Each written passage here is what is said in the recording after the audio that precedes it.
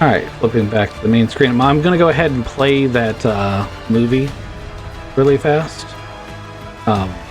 So that everyone on stream can see the current newsreels that are playing throughout the station.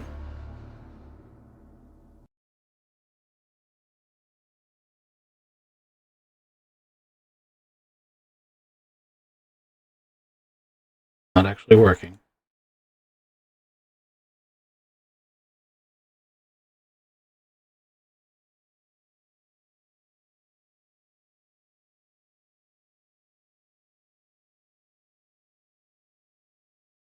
Okay, I lied. I'm not going to play it. I'll play the audio. You should be able to hear the audio from it playing, but they won't be able to see the video. This is the Islands Broadcast Service, and you're watching News Short Shots. I'm your host, Conrad Clapp. First up tonight, tragedy has struck the Vargar colony ship Wolfsbane after a runaway starship collided with the colony vessel, killing 42 Vargar. It is not known at this time if the tragedy was a deliberate act or an unfortunate accident. Our next story is the newest chapter in local hero Larry Cameron's adventures. Cameron infiltrated a dangerous gang of outlaw racers. Cameron barely escaped with his life after the famous outlaw Josh Howard, also known as Carnage, blew up a fuel depot in an attempt to kill him. Howard was killed in the ensuing explosion. Cameron managed to escape. Cameron went on to help apprehend the leader of the notorious outlaw racing ring, Natalia Mann, who is currently in custody at the High Port. This episode of News Short Shots has been brought to you by Galactic Insurance. Are you insured with Galactic? Yeah, and it's done. So now you've heard the propaganda version of what happened. Now let's hear our player's version of what happened in the last episode. Obviously, this is going to have to be Ghost and Kizik because Ronan wasn't there.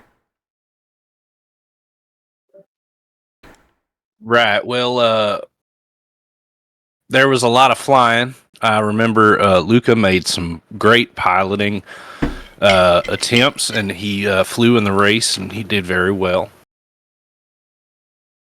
Josh Howard did blow up that fuel depot. That's my story, and I'm going to stick to it. And then Larry Cameron is not the big damn hero that everyone says he is. He's a piece of shit, and he deserves to die.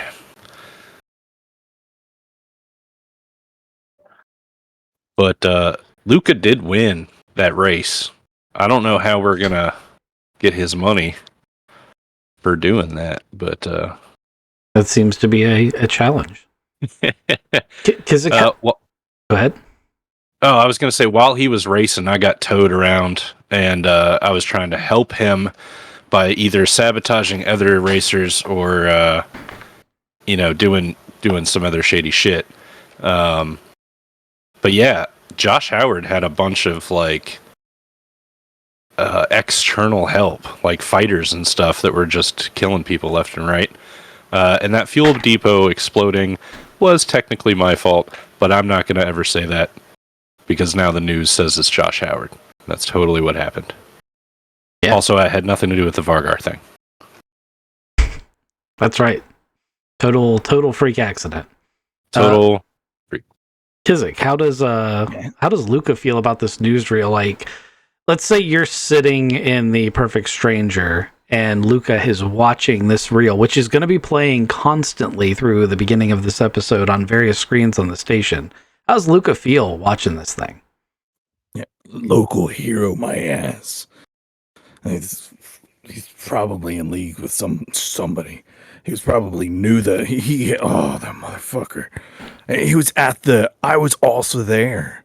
So he was in I could have crashed a ship. It could have been an accident and nobody would have known. Oh, fuck. Which one do you think he was? Well, he wasn't the blue ship because that crashed. He was the other ship that flew away from or it's all just a fucking lie. He wasn't even there. Like, he tried to get in and just was like, oh, yeah, I know things because I'm stupid Lieutenant Cameron.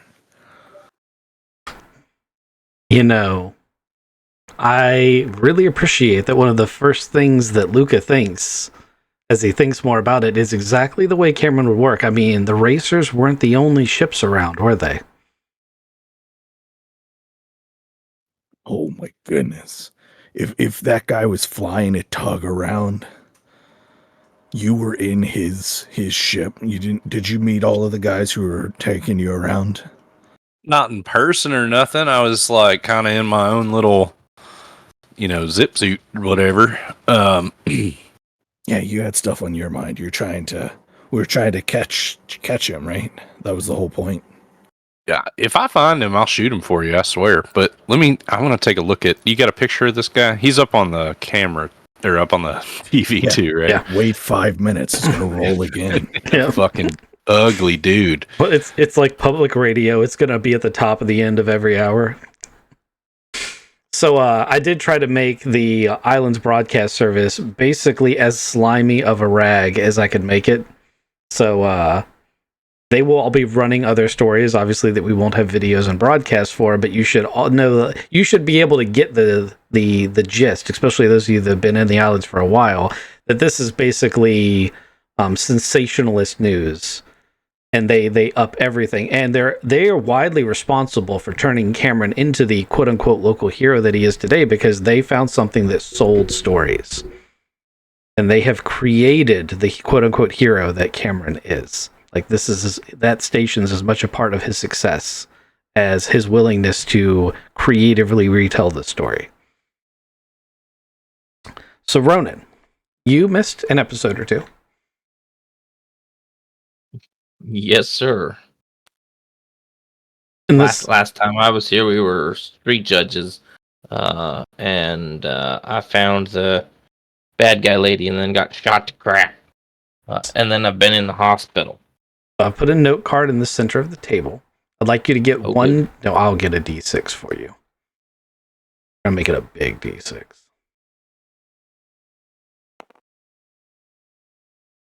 want you to read the card and then roll the dice to determine what the extra event is, because you had secondary surgeries beyond your recovery, one of which was a colonoscopy, which the crew found really weird. They didn't think that you needed one. Neither did you, but you weren't conscious to object. And then you're going to roll to see what the other thing that happened to you was, under the I wasn't here events. Who approved his colonoscopy? It's a good question. I'm gonna go with captain, acting captain, because he's not here to defend himself. Something good. That's QEC shiplink. pretty good. I'm really happy you landed on that one, actually. Okay, so I need the other ones sound bad. I need to remember. The funniest thing is that, in a way, you're right, and in a way, this is the worst one. So you're gonna wake up in a hospital bed, but you're not gonna wake up to the sound of nurses, life support equipment, or anything else. You're going to wake up to the sound of the adjutant's voice. Captain, can you hear me? Captain, Yeah. Captain. Yeah. Can you hear me? Yeah. Oh, it's working. Hi. Oh, it's fantastic. It's working.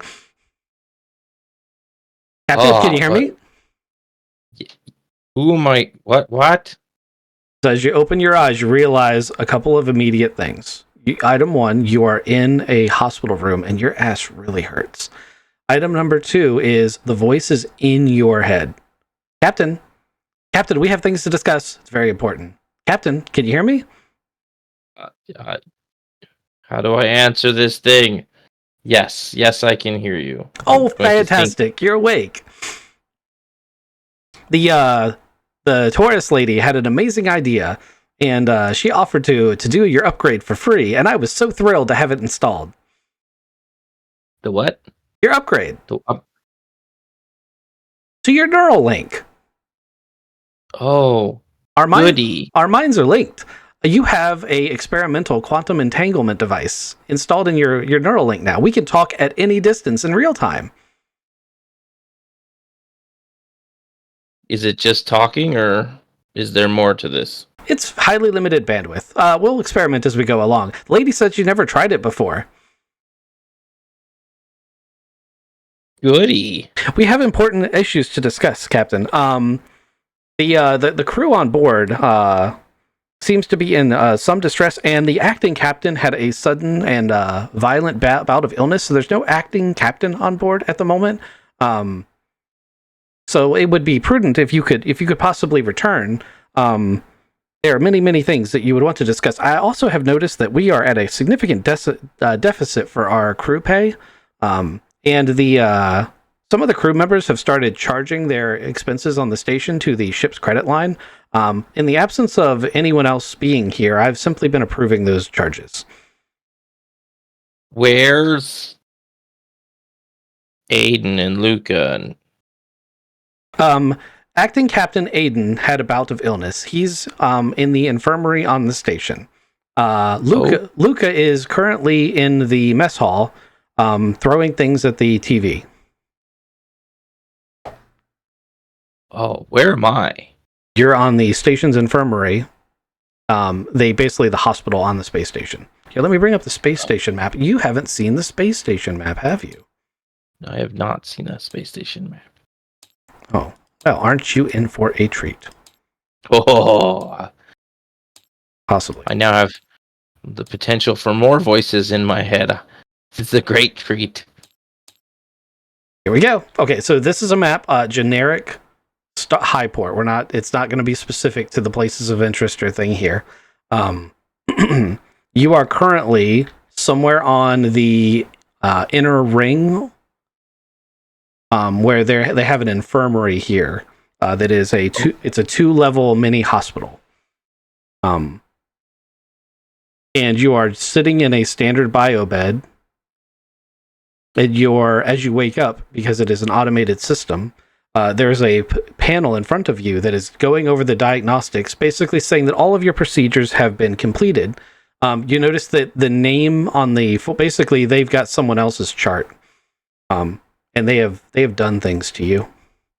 But the good news is that they charge whoever this poor bastard was for your full recovery. Oh, right. So you could just check out without fixing that. Yep, I'm just going to check out. Can I check myself out? So you hit a button. You hit a button on the monitor, and it basically says that a droid will be with you shortly, and a medical robot comes in and hands you your clothes back and a number of other things. And as you stand up, you do realize that you did have a colonoscopy and they weren't that gentle, but you're gonna live. The brain surgery was a bit more fraught. You do see that as an item. An outside consultant was authorized from the ship to come in and work on you. You happen to recognize that as the Professor Enigma from the League of Taurus that had all the special toys. Yep. And you're guessing that was your quantum entanglement communicator being installed. The most important thing you realize as Captain, I need to talk to you about all of these technical details of the ship, is that you haven't figured out yet how to turn him off. Yeah. Alright, I'm on my way back. And I'm going to switch over to my other inside the brain phone and call Luca. Hello, Luca. Boop boop. Have you seen this Lieutenant Cameron crap? I've seen the inside of my eyelids for the past while, and Captain. I feel like there's lots of stuff going on. We should probably go back to the ship and we should talk. Yeah, I'm in the mess right now. Okay. You want me to come find you, or you want me to wait here? Yeah, come find me. I don't know where I'm at. I'm in the infirmary somewhere. Captain, I can give you precise details and directions if you want. There's so many cool things we can do. We're gonna have such fun together. I'm sure we are. Alright, let me see these precise directions, Luca. I'll make my way back to the mess hall. So you want me to send you like a HUD display of how to get here? I feel like I'll be able to figure it out. It's already appearing on your screen as the adjutant, who is super excited to have a friend, is very helpfully displaying not just a path of where you need to walk, but like there's all these little displays popping up in your peripheral vision of like all reports of the ship being worked on and stuff. It's actually quite distracting. Yeah, we're gonna have to work on yours and my communication there. Like, I can't process information as fast as you can, buddy. Yeah, you'll get used to it because you now have incredible brain capacities with your link. Like you can have data wafer storage and all this other stuff, and you can do the Professor Enigma lady said she can give you a chip that can give you some skills, and it's really, really cool. And we'll be able to talk anywhere at any time, no matter what. Sweet. How about not now? All right. What about now? I'm still here too. What about now?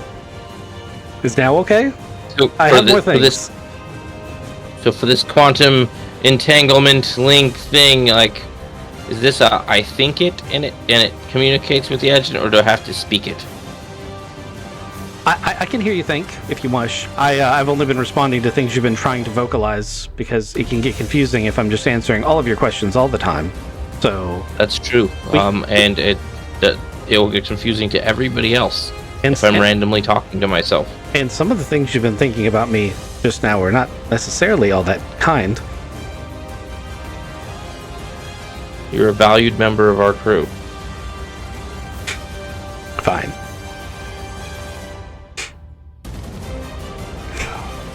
No, I appreciate your input. Just please slow down with the input. Acknowledged. I'm going to only answer vocal requests from this point forward, unless you say otherwise. If there's some vital piece of information or analysis that you have from the things that you can tell from my brain and what I'm seeing and whatnot, feel free to not wait for me to. I feel like you've done this computing thing a lot longer than I have, so. Currently, we don't have enough bandwidth to do real-time video from your implant, which is unfortunate, over the quantum entanglement connection. However, you can wirelessly tap in with your NeuralComm and do real-time, just like you would do with the other members of the crew with this nifty upgrade. Also, I could relay from your NeuralComm into their NeuralComm and help any member of the crew that you're nearby. Sweet. It's very nice to be able to talk to my friends. It was quite lonely down in the engineering bay. You're probably correct. Well, shall we go see the rest of the crew then? Yes. There was an amazing race. Would you like me to put a replay up on your screen as you walk back to the ship? No, I think I want to hear this one from Luca first. Okay. I have archived much of the video footage if you'd like to see it. I will absolutely take a look at it at the right time. I'm gonna head over to meet up with Luca.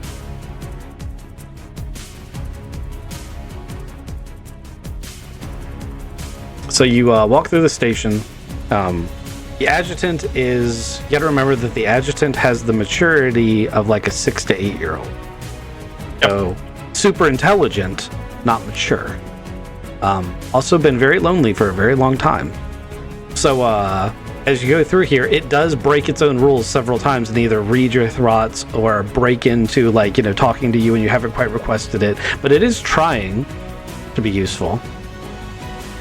Kizik, Luca's still on the ship? Yeah, I was told to wait. He's gonna figure it out.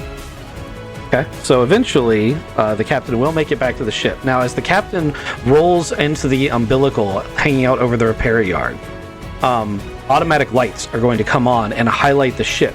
They're called inspection lights.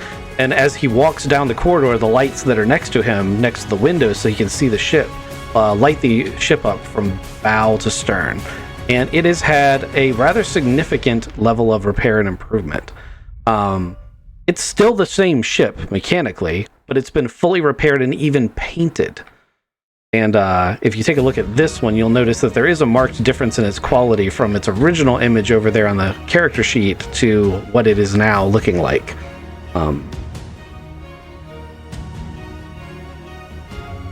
Nice, looks good. It looks pretty fantastic. Someone has even taken the time to paint the name The Perfect Stranger right behind the bridge windows on either side of the bow.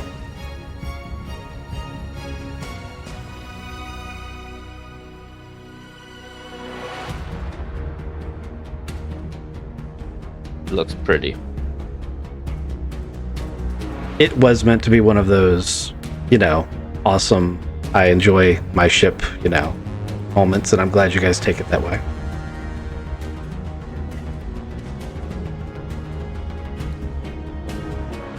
All right, you go across this dryer vent umbilical and make your way back on board the Perfect Stranger. Yeah.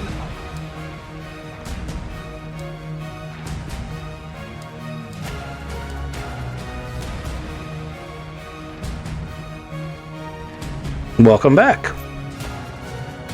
All right, who do we have here? So other than Aiden, I imagine all of the crew are on board in their various capacities.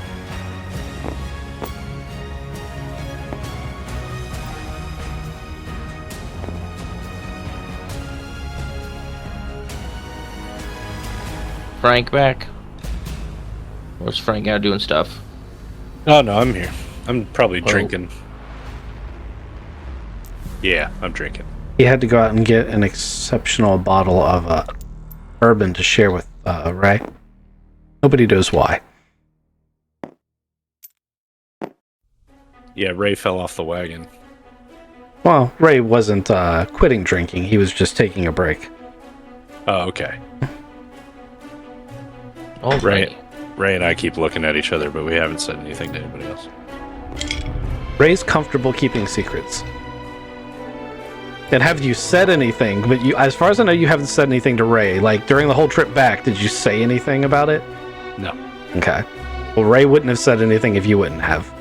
The most you would know about him, about him knowing, is when you were saying no, he would have given you a little bit of side eye, and then he would have just been like, "All right."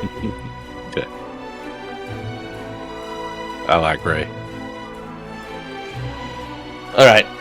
Ray, can you get on the announcing circuit and ask everybody to come down here so we can meet up?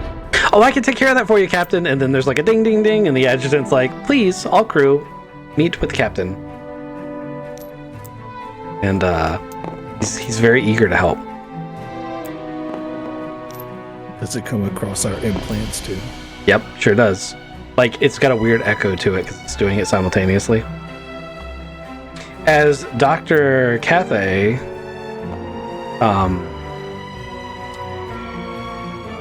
enters the room, several heads would turn. And I imagine many of you would be quite shocked to see what appears to be a flesh and blood woman walk into the room.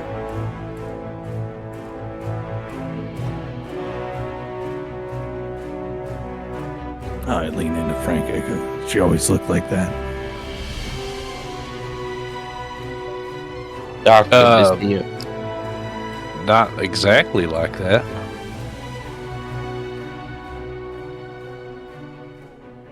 Alrighty. Well, thank you everybody for coming down here. It's been a little bit, and I've been out of it for a little bit.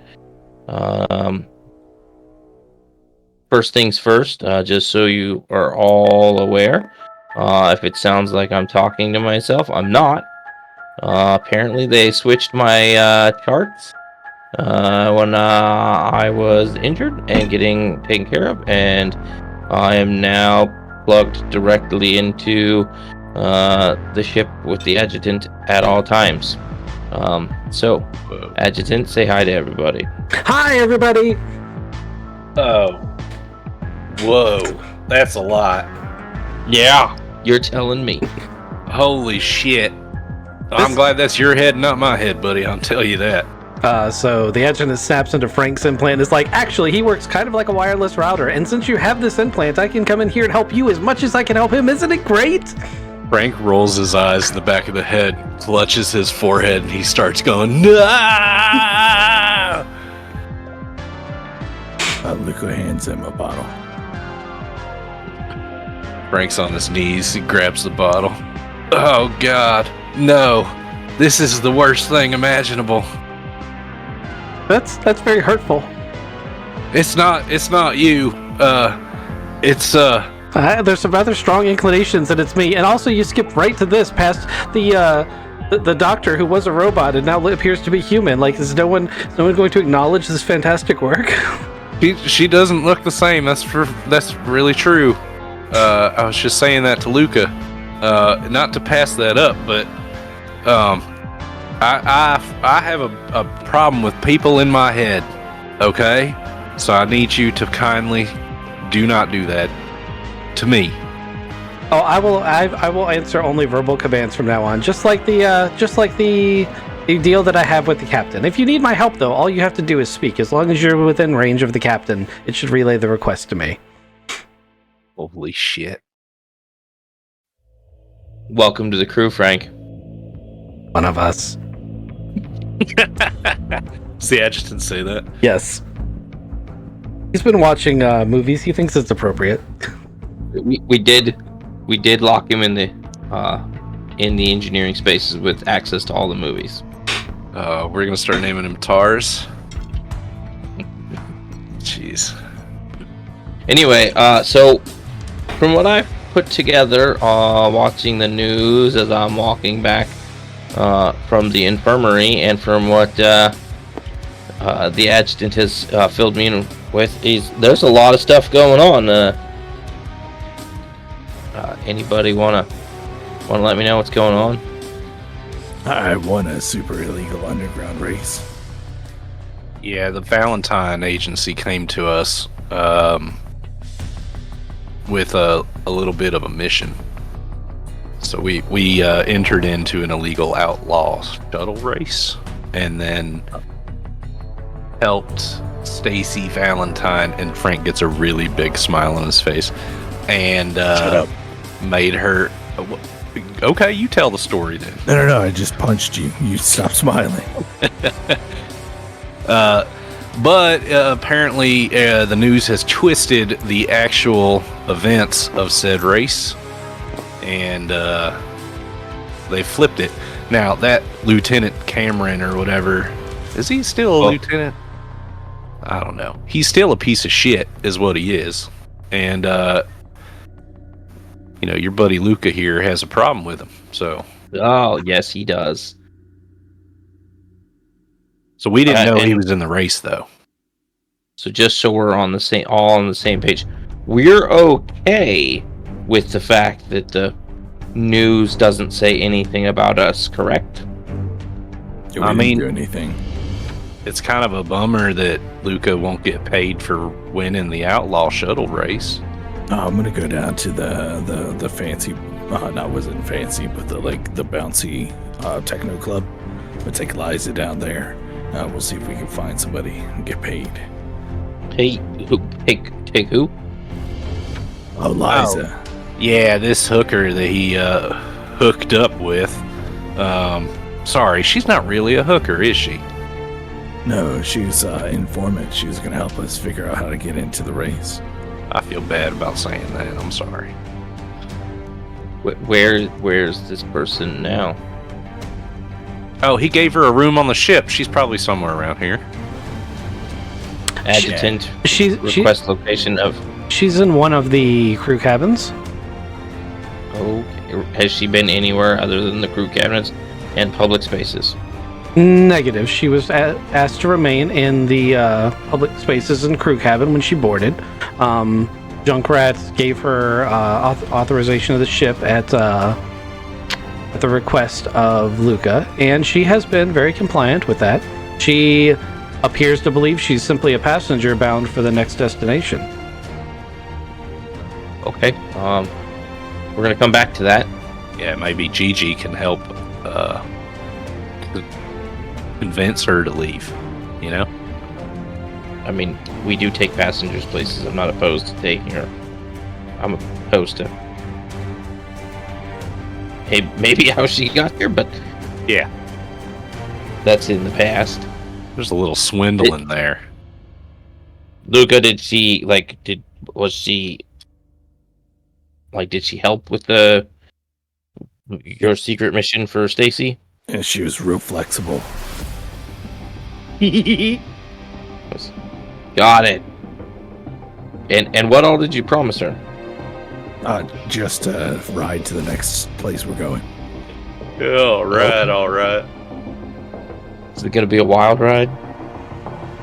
That was one of the. Oh, that's where we got to go, right? The Wild Ride. Yeah, That's the club. the bar, the club. That's a good segue there, Captain. Yeah, that's the club that we need to go to here on the space station. So, okay. So, illegal space race went and told a young lady that she can take a ride to any specific destination or just wherever we're headed. Wherever we're headed, that's what she wanted. Just so you know, some of the places that we're headed are very sparsely populated and... Okay. Did I miss anything else? And we still haven't been paid for winning this giant space race where we didn't blow up a giant gas station and didn't Heal somebody. Yes, that is correct, Captain. okay. Yeah. And we have intelligence from Stacy that like this person that we offed was a bad guy. Like we know this.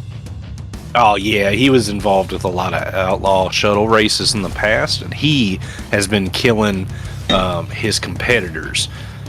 He had a long lineage of doing that, so he was definitely a bad guy. And of course, it is Stacy Valentine, and we're gonna do whatever needs done. Are we now? We, the royal we, because you guys work for the Valentine Agency every now and then. Every now and then. Okay. Anything else? Luca, did you sell off all of the stuff that was in our holds? I did. We did okay. We did actually real good. Did you pay the crew? I was told I normally like refill the ship, so that's what I was waiting for. Is this crew money too? Yes, this is. Well, we're glad you brought that up, Captain, because we've kind of been talking amongst ourselves, and you're 6 months behind on salaries, and we'd kind of like to get paid. It'd be pretty good if you could do that. We did charge some stuff to the ship, and the acting captain let us do that, so we had shore leave and we had things paid for, and we know that's getting deducted from our salary, but it was starting to get questionable whether or not we could continue on serving as crew without getting credits and everything. Yeah, nope, that makes complete sense. Do we have? The adjutant brings up a bunch of spreadsheets that kind of block your vision, but the bottom line is 84,000 credits in back pay. Yes, that answers. I'm going to pass that view over to Luca's neural optical link. Does it go across like an extended desktop? So it's like on your right eye, then your left eye, then his right eye and left eye. And then when it gets in front of Luca, I'm going to say enhance and have it zoom in on the 84,000. Luca kind of looks up. His eyes bug out just a little bit. Then he looks down and he pulls up his bank account and he starts swiping at everybody as he starts paying them. Okay. So just deduct that from the general funds you've gathered. And the crew is now up to date on pay. Luckily, fuel, maintenance, and repairs were all paid for through your actions. So you don't have to do those things. Oh, that is good for you guys. Did I get paid? Who? Frank Knowles. Why do we pay you? I'm a valuable asset to this team. Luca, do you get paid? I mean, I sell stuff and try to make a little bit of money, but you've never paid me, sir. Do I get paid? Oh, it's gonna be like that then. Frank, we don't get paid. I see. Okay, well then I'll be sure to be picking up money on the side, like Luca. Yeah, that's Luca makes money for us. Do you guys and then we pay Aiden?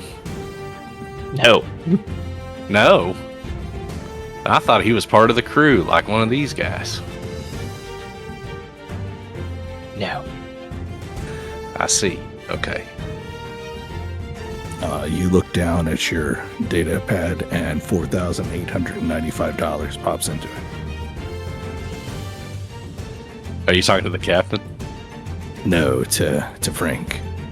4,800. Yeah, I guess 95. 95. Sweet. Yeah, Frank, we don't get paid, but we all kind of have access to. Luca's never been officially appointed treasurer of all ships' funds and stuff, and we kind of all spend from the same pot to accomplish the things and goals that we do. That makes perfect sense. I was shipwrecked for a long time with nothing, so I have nothing. It's nice to feel part of the crew and get paid. Thank you. Yeah. And you've always got a friend in your head as long as you're close to Captain here. That You'll never going to be alone again. That's right. Isn't it Alexa, great? what time is it? Okay. So other thing that I figured out there, Luca, as our de facto exo/treasurer guy, sounds a whole lot like we potentially have a lot of money sitting on the table that you need to go pick up your winnings or whatever your winnings are. What are your winnings? Do you know what your winnings are? I just wanted to fly. She told me it was going to be money. I didn't we needed to get in there to try to catch the guy, so we never negotiated a winnings, but it's a highly lucrative illegal race. So I was thinking 100,000 credits, but and who was this lady that you yeah, I didn't ask her name, but the news called her an Italian man. You mean the lady that got arrested? Yeah, but that doesn't mean that she's got a little nest egg that she's going to leave out just for me to find, right? Well, she couldn't have been running this thing by herself. Maybe she's got a treasurer or, somebody else involved with the organization. All right. For the rest, hey, Junkrat, status of the ship. The ship has been completely repaired. I've refurbished as many optional luxuries as possible without incurring any additional charges. You may have noticed that all of the seats and beds have been reupholstered, linens changed out, all of the newest media libraries have been updated. I did have them paint the ship as white as possible, although obviously that was a lot of paint. Otherwise, we are fully functional. No shipyard personnel entered any of our restricted areas. I kept very close watch on that. The Vargaran cryo storage is still alive. What other thing was I keeping track of? Oh, I helped with the Professor Enigma integration of the adjutant into the ship core. That was a tricky operation. I really enjoyed it. The adjutant didn't seem to be bothered at all that his entire sentient life was on the line as we were plugging him in, at which point you guys all hear in his head, I trust Junkrat. Junkrat is very confident. Junkrat would not intentionally harm me. And Junkrat's like, yeah, no, I wouldn't hurt you. Although you need a name other than adjutant. We do need to work on that. Anyway, I was able to use the Prius glasses that Frank was so kind to provide to me to go over our launch after it came back from your recent excursion, and some of the stress done to it is going to need a little bit of patching. I will have parts on hand. I'll be able to take care of that, but that's going to keep me occupied. Also, there were 3... Hold on, let me check my notes. There were 3 repair drones and 3 sensor probes remaining on board from your excursion. We could put those in the cargo bay, or we could leave them attached to the shuttle. Obviously, if we leave them in the shuttle, that will limit its usage for other things. Sorry, the launch, not shuttle. So I would like to know what you'd like me to do with those. We could also either return them to the Valentine agency that provided them or sell them for profit. Well, it'll give me an excuse to talk to Stacy if we give them back. Also, that's the right thing to do. We should give them back to the brokerage. Is there anything else that we borrowed from Stacy that we need to, even out on? Technically, you did purchase those. You just paid a discount rate. Oh, yeah. We did buy those. Yeah, but she would happily give you money back for what you what you brought back. She did mention that they were in limited supply. Yeah. We could use them. I mean, like, in all seriousness, those repair drones would be super cool. And the scout drones, not only can you use them as missiles, but you could use them as their intended purpose, and we could probably, like, I don't know, do something cool with them. I think we should probably keep at least repair drones. Because the last couple of times we've had issues with the ship, I went outside to go fix it, and I'm not a fix-it person. So I'm pretty sure we could put them to use. Let's move those into the cargo bay. Oh, you want to take their rack, too. We had a rack built for them. I'll take care of that, Junkrat says. It's also worth noting that with the adjutant's help, our sensor suite and jump drive calculation systems are running at 110% capacity. I suggest using the overhead to reduce the strain on the drive, but if we needed to either jump faster or maybe just a hair further, we might be able to do so. It won't extend us to another whole jump parsec, but we can get on the outer edges of what we used to be able to do. Sweet. Steward droid person that I forget the name of. Is it just the steward droid? I don't think we named the steward droid. You didn't name the steward droid. He's a steward droid. Request status of provisions for the ship and status of our guests. The ship has been fully restocked. Miss Liza has, other than changing her appearance, done nothing of significant note. Would you like me to do anything? Would you like me to prepare a meal? Or would you like me to bring you a drink? Or... Nope, not at the moment. I'll take a drink. What kind of drink would you like, sir? Another bottle of rum. I ordered 16 cases this time. We won't run out. Oh. He brings back an entire bottle, and it's 1.5 liter handle. Damn. It is plastic, but he brings it back and puts it in front of Luca, and then goes on. Yeah. Hey, Luca, I'll take a little bit in this cup right here. Stop me off. Hey. Don't drink all too the much. way. All the way to the tippy top. You do realize, gentlemen, that we still have work to do. Yeah. Let's try to get paid. Yeah. You want to go to the Oh. wild ride? Give me one more second. Ray, anything from the piloting perspective? Not really. I mean, I haven't had much time. I was out in the launch with Frank, and we just got back not that long ago. So I'm gonna run a basic diagnostics on the helm, and then I'm probably gonna hit the hay. Sweet. I Appreciate your assistance with Frank and helping out Miss Valentine. Yeah, I mean, Lucas should probably be a little bit careful because, like, you know, we don't know what made Aiden sick, and they were together in the shuttle, and I'm just saying. I mean, it may have been that head wound, but anyway, I'm gonna go do diagnostic. Thank you, Ray. Homer, Annika, you guys doing good? You having a good time on Liberty? We had a fantastic time. Is there anything you need done? We did explore the station quite a bit.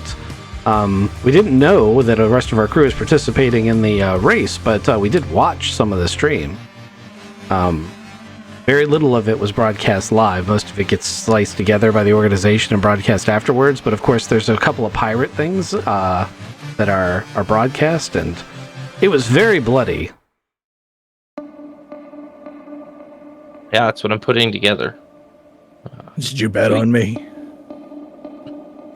Homer's like, I didn't know you were racing.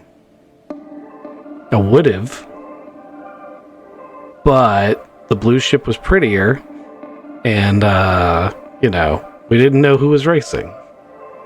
Speaking of which, how did we get a ship? Oh, we talked to the Valentine brokerage, and they said, "Here's a ship. Make sure it's not scratched in any way, shape, or form, and give it back afterwards." Oh, okay. From the sounds of things, I you know what, Luke? I'm just gonna ask Annika. Is the ship that they were driving? Does any ship that you watched look like it's not scratched? Oh, there's a giant gouge cut out of the top of the thing. I'm assuming that that Luca brought it back to its original bay, but that was part of my exploration. So, I don't know how the Valentine brokerage got a hold of it, but did you know that the ship that they borrowed, and she used air quotes for borrowed, actually belongs to the local militia's demonstration team, like their flight demonstration team? Well, I mean, Luca, you didn't scratch it. You What, cut like it in half. Hold on, so this is like Blue Angels? Yes. Yeah. Okay. Thank you for that information. Good job, Luca. So, we need to settle up with Stacy on that. Okay. How's Welly and Cat doing? The cat peers at your feet with another half of a rodent, drops it on your leg, nibbles on your leg, purrs a little bit, and then pops out of existence and reappears on the table.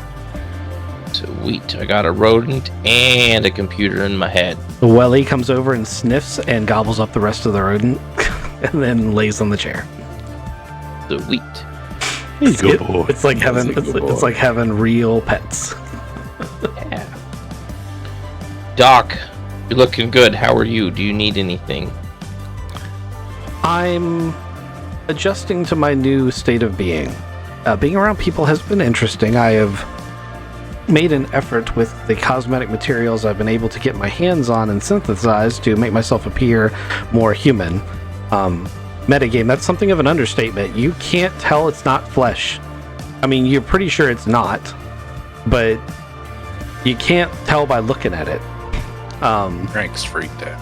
She's like, so I've been making adjustments, obviously, to try to bring my humanity back to the forefront. I'd actually like to spend some downtime on the station, Captain, if you're all right, but I didn't want to leave without asking, as I know if my true nature were revealed, it may cause issues for the crew. Annika is like, I could go with her. Yeah, I was just gonna say, Annika, Homer, you wanna take her around, show her the ropes? Yeah, we'd love to go back out and enjoy some of the hotels and bars and restaurants and casinos and, you know. Now we've actually given you money to spend. Yes. Well, we were spending it anyway because, you know, the credit line was open. But, you know, yes. I apologize for that.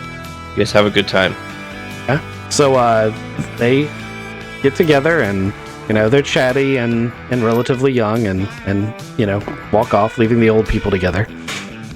All right, who do we got left? Just the old people, right? You still haven't talked to Liza. I'm getting there. Lucas definitely be present for that. You also haven't done anything with Cartor. Fact. No, we need to go drop him off at his designated coordinates when we leave. But Frank, Luca, what do we have left to do? We need to get out of this place.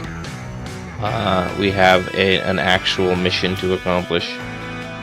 We have Cartor that we need to drop off at his coordinates here in the system before we leave. We have to drop off Liza at the next planet that we're going to, and we have to wait for Aiden to... Well, we gotta go stop by the infirmary and find out exactly what's up with Aiden to make sure that you're not infected with anything, Luca. We have to get paid. We have to settle up with the Valentine brokerage. And Frank needs to visit Frank needs to talk to his visitor. The adjutant says over all your comms. What? You have a visitor that's been waiting to see you. Really? Yes, sir. Let me see here. Cindy Diaz.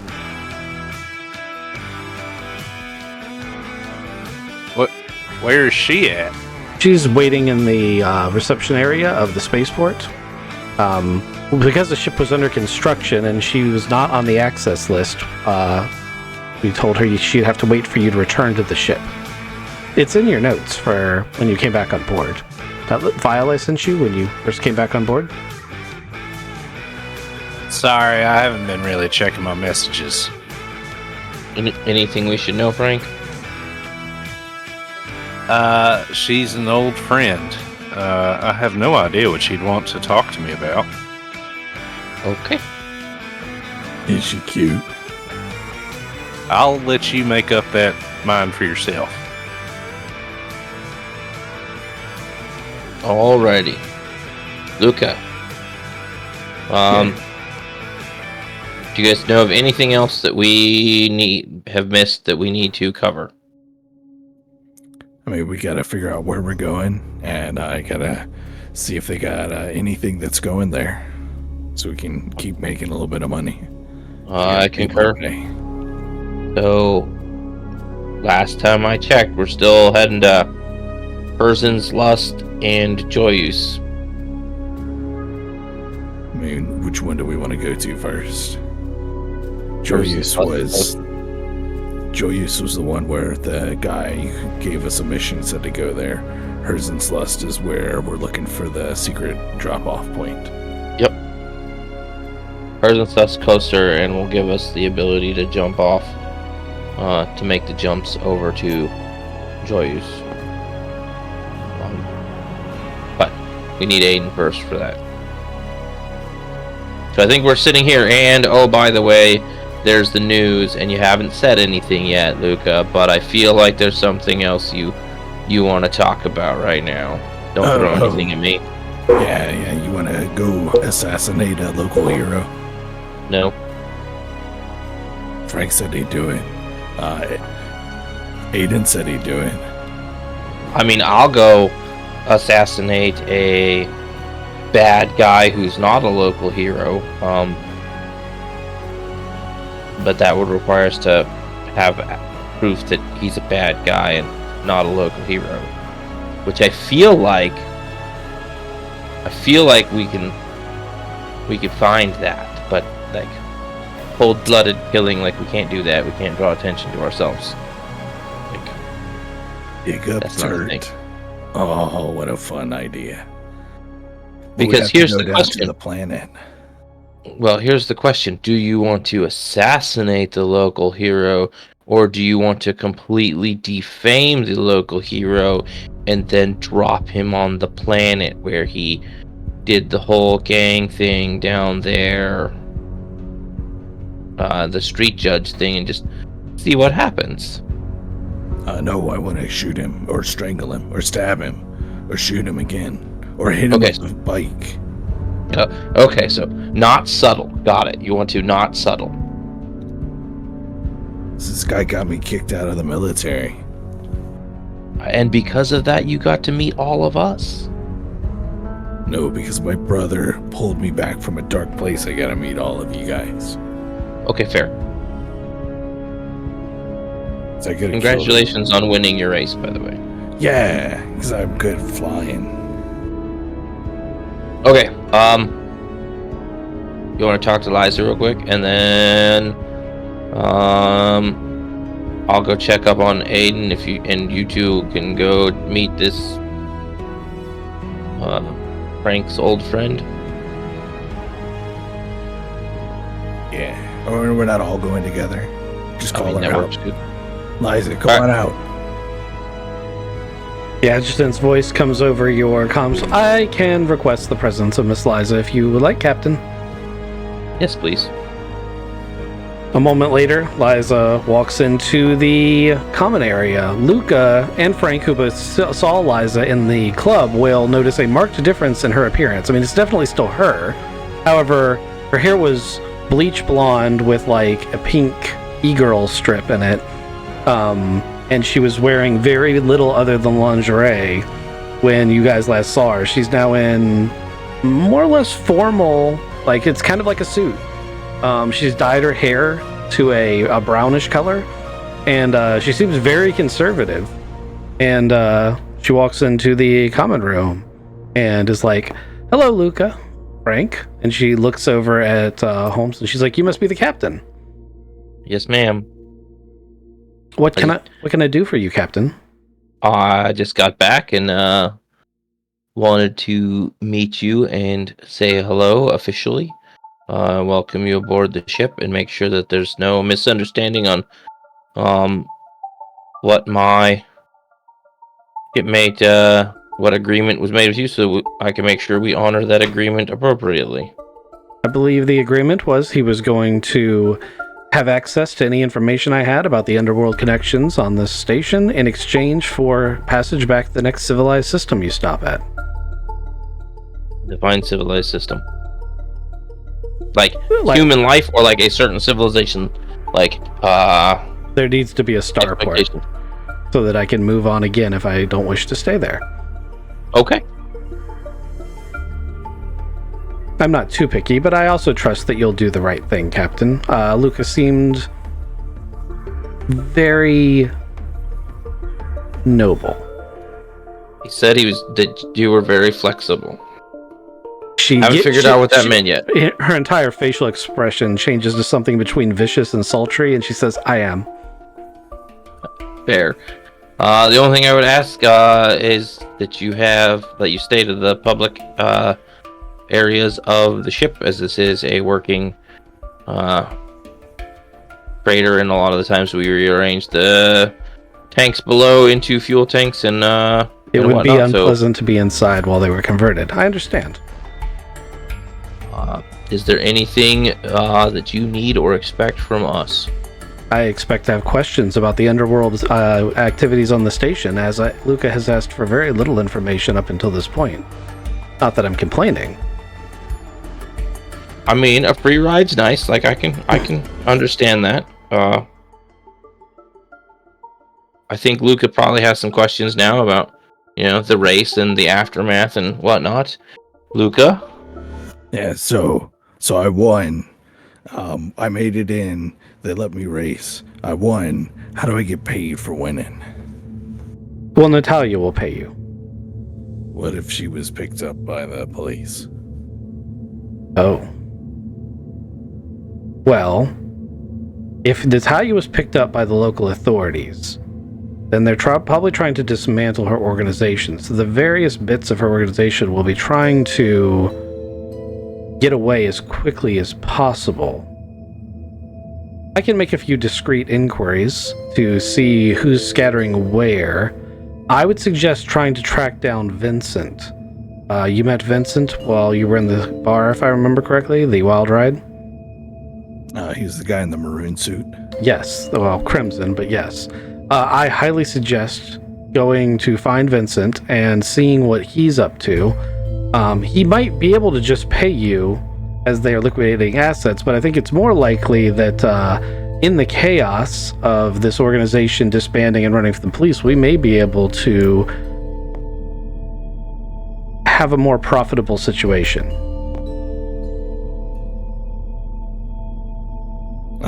Go on.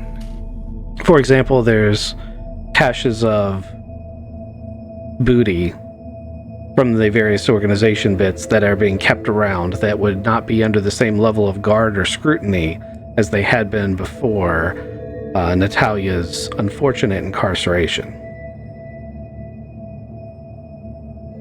So we're gonna steal a bunch of drugs, maybe some guns. If that's what interests you. Both of those items would be available. Do they have like stockpiles of intelligence? Just a couple of hard drives are easier to steal. She gives you a smile and she's like, I can promise you that all of the really valuable intelligence are in the heads of her operatives. Literally. So we should take their heads. Actually, she smiles again. That might work.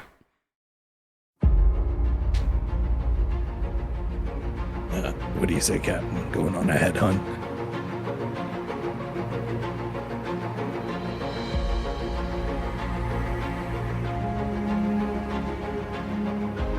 I heard you. I don't know if he did. Captain, head on. Oh, you're talking to the adjutant. Cool. I got you. Give me a second. You know, like, there's also the idea we can go talk to, see if we can get it in to talk to Natalia, because, like, there's some pieces that don't jive. Like, how did Larry, as he's the hero in the news, says that he turned her in and helped capture her, like, how did that go down? So that we can also... Are you talking about Larry Cameron, Liza says? Yes. Son of a bitch. He turned her in. It's That's almost what the news says. It almost certainly was a backstab. Larry's the reason I'm no longer with Natalia's organization, and why I needed very desperately to very quickly get off the station. What can you tell us about him? He showed up with assets and access codes and all of the things you would need to bypass security at a container yard and a few other safety restricted areas within the system, and offered to trade them to Natalia in exchange for a bit of the race proceeds. Somewhere along the line, when I was working with him, there was a police sting against one of the sites. I was fingered as the information leak, willing or otherwise. I happen to know for a fact that I wasn't the leak. The only other person who it could have been was Cameron. But it didn't matter to Natalia, and if I wasn't off the station in 24 more hours, I was literally going to be floating outside of it. You have never been so hot. She gives you a little wink. So what we're saying here is the dude had access to the container yard, wanted to trade that information to Natalia for the profits of the race. For part or of for the some profits. of the profits. It's not unusual for members of this organization to enter that way. They'll have access to something or someone that we need, and they'll exchange that for a percentage of the race profits. Do we have anywhere that there's proof of that other than the heads of the operatives? That's her fallback safety mechanism. And she puts her finger to her neck, and you can see she's got a data wafer jack. All of her operatives have hard copies of all the information databases, and when they meet together, they sync the cards together. It's the only time that they're all together in the same spot. With Natalia not being in the loop anymore, I doubt they're sharing information. The data cards in their heads, or the drives in their implants themselves, would have the information you're looking for. Unfortunately, mine was forcefully removed when I was ejected from Natalia's organization. Who's the Vincent guy with the red suit? You remember him? Yeah, Vincent is he's actually an outside information broker that's just been working with the organization, but he's been working with the same kind of implants. But he also has been very friendly with Natalia. And He's a good tailor. He's the kind of agent that comes around for one or two races and then leaves and comes back. He's never formally joined the organization, but he's been a scout for us many different times at various different planets. He definitely knows things. But don't underestimate him. He's also very dangerous. And right now, with Natalia in lockup, they'll be looking for him, and he will be paranoid at a minimum. So he'd be one of them heads that we'd be hunting. If you could get the information that he has in his data wafer or in his cybernetic implants, it's highly likely he'll have any kind of information, because he was involved with the entire Cameron affair. So Correct. He'll have files on the whole thing. I wish I could give you mine, but like I said, they were permanently and forcefully removed. Is Natalia one of them, like, her organization? Is it Does she have any agents in, let's say, the police forces? Is she going to stay incarcerated long? She does have informants in the police force, but I seriously doubt any of those informants would be willing to bust her out. She certainly has enough money and clout to pay for them to do it, but where would they go? They'd have to immediately flee, and so would she, meaning they need a ship. Currently, there are many ships in dry dock that could be used that are not currently fully manned because of the raid on the convoy. Your ship is the first one to be finished.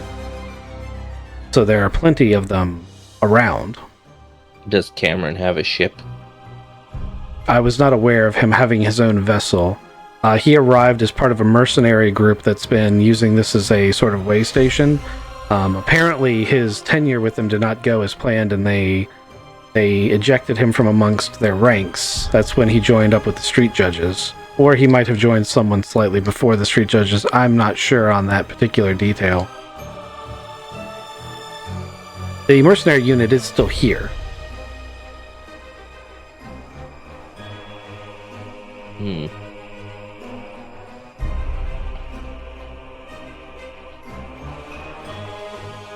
So you think Cameron's got a data wafer in his head? I would bet on it, yes. Vincent's got one. Do you have anybody else you're looking for? Who's there?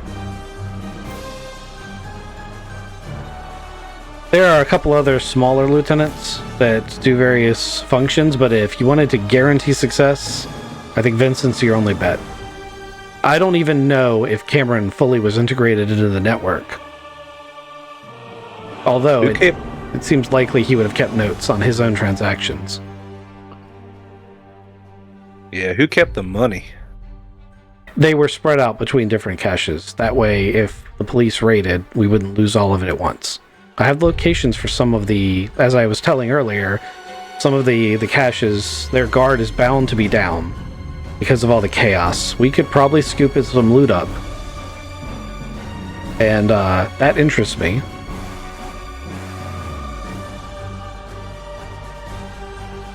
Yeah, I bet it does. So, again, just verifying what you said, Vincent isn't officially part of the organization. He isn't officially part of the organization, but if Natalia were permanently taken out of the picture and things died down, he'd be in a prime position to take it over. Yep. Honestly, so if you hadn't said the word Cameron, I would have just assumed that it was Vincent making a power grab.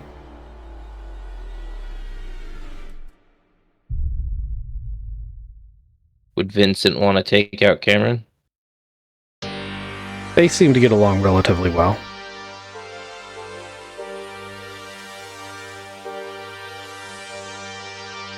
Also, we only know that it's camera from this stupid news channel that keeps coming back on. And these plastic bottles just don't break TVs like they used to. Don't break my TVs on my brand new ship, Lugo. Stop putting fake news on the TVs. TV robot. Adjutant, turn the TV off. All of the screens in the room die.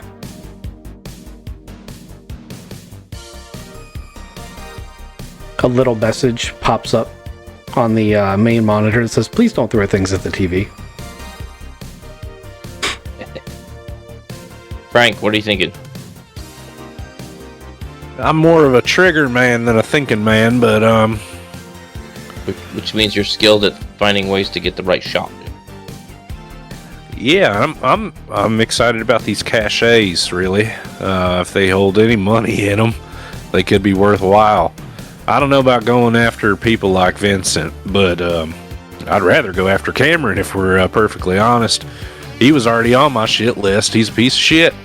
Vincent at least dressed good. Do we have any leads on where Cameron could be? Well, he can't be on planet, and no one else's ship has left yet, and he didn't have access to a ship, so he's probably still here somewhere, right? Oh, the news agency will probably know exactly where he's at. Liza says, That's a good point. why would he leave? He's basically a king around here now. Yeah, he's got the world on a string. I feel like that either Natalia and or Vincent. Natalia definitely, but her ability to assist or whatnot is questionable. I think Vincent we approach as like not trying to take him out and take the thing out of his head, but like give him an option. He needs to take care of Cameron. We can do so. Luca gets the off Cameron. We get the data chip that we want. We get the evidence to defame Cameron and potentially get Get paid for actually winning a race because I won a race. Get paid for winning the race. Yeah. All right, so contact Vincent and see if we can't work for him to kill Cameron. I like this idea. That's why you're captain. That's good. It's like going and stealing the cash is like, sure, that's great. But it causes other issues later if we have a bunch of weapons and stolen goods, etc., on the ship. Because then we have to try to offload those and whatnot. If we can just get straight cash money, it's easier to move. Yeah, I'd rather work for the man than try to fuck him. You're not think we really have enough Vincent's type, Liza says. Oh, you don't think so? You'd know all about types, wouldn't you? I do know all types. Was that supposed to offend me? No, I'm just saying. I was a lot like you once, trying to get off of Petrarch, so totally get it. Luca, thoughts? Yeah, so Liza, where would Vincent go to lie low? Like, do you think we're just gonna pass him in the space station, or is there another bar like the Wild Ride? So you could go to the Wild Ride and try to ask around about Vincent. It's not likely you'll have a ton of success there. Most likely he's going to be either in a safe house or hiding in a cargo bay, or he's going to be in one of the caches. Aiden tried to do just that. He tried to ask the bartender who Vincent was, and the bartender almost kicked him out. Yeah, it's not smiled upon to be fishing for information. Wait a second. Did I hear you correctly? Aiden went into the unmarked bar full of unmarked people preparing for an unmarked illegal race and asked for people by name? He went, yeah, because we saw Vincent, and he looks like quite a character. So then Aiden thought it would be wise to go to the bartender of the Wild Ride and ask who, pointedly, that man over there was. Good. I missed some fun. Yeah, I was going to talk him out of it, and then I was like, you know what? This is a learning lesson.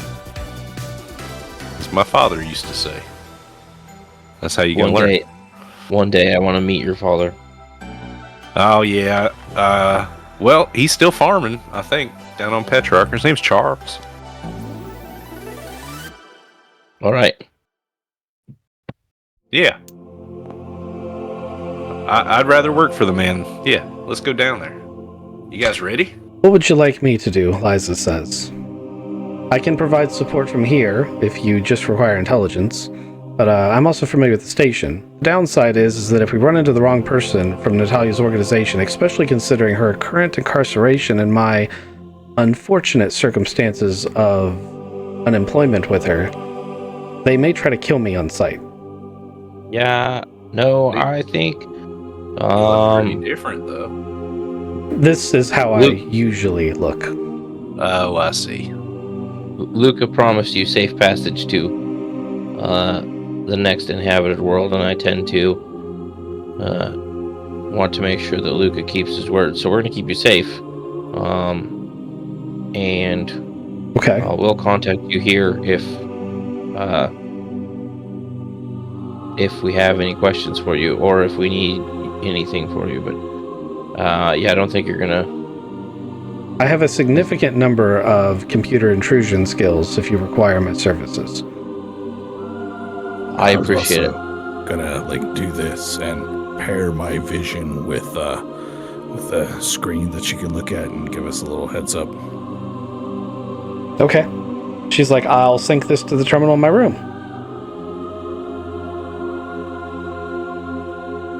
Sweet. I lean in for an awkward kiss. Ooh. All right, go ahead and give me some sort of charm or persuade or carouse. No, you already said it was an awkward one. Yeah, but it's... Why would you do that?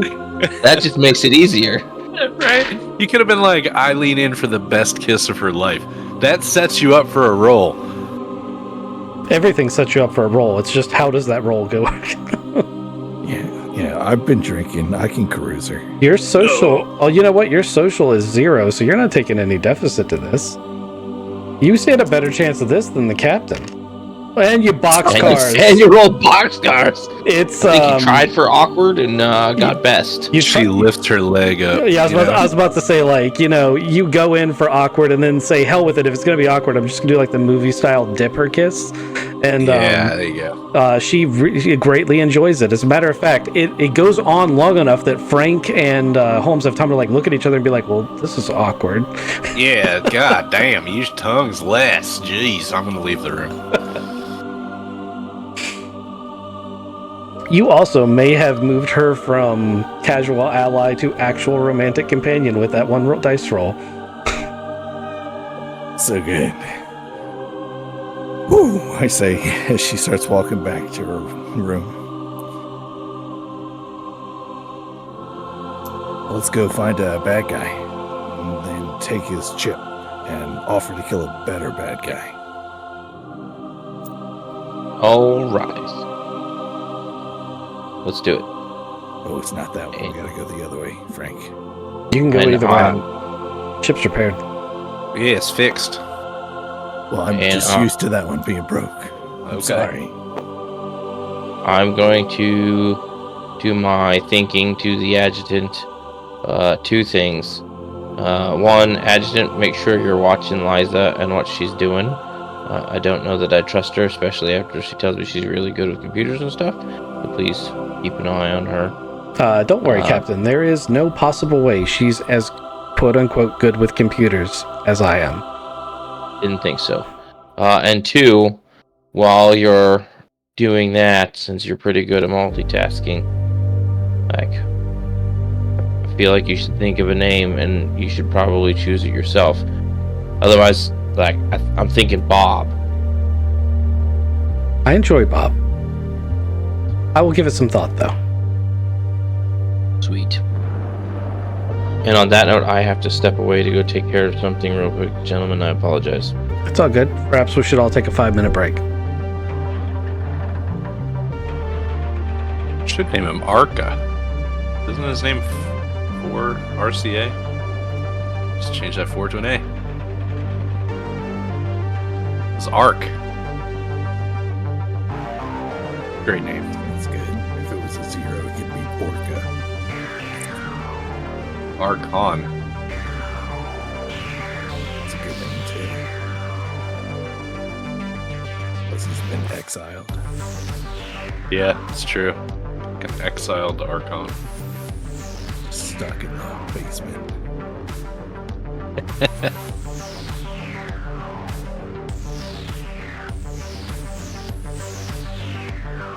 I wonder how this meeting with Cindy Diaz is going to go.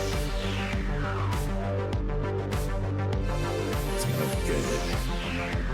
You're gonna get a kiss. I don't want that from her. Frank Knowles.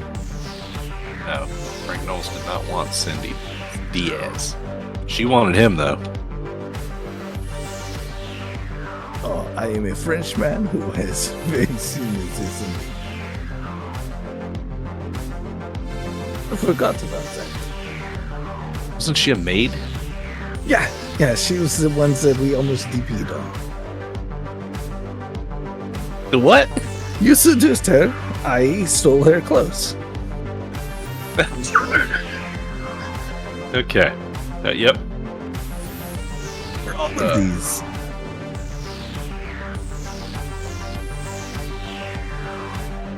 Yeah, this is going to be a weird meeting. I'm so excited. Also, I'm so glad that Liza was not a scumbag that was just using me, and actually is like being helpful right now. I thought she was a serial killer.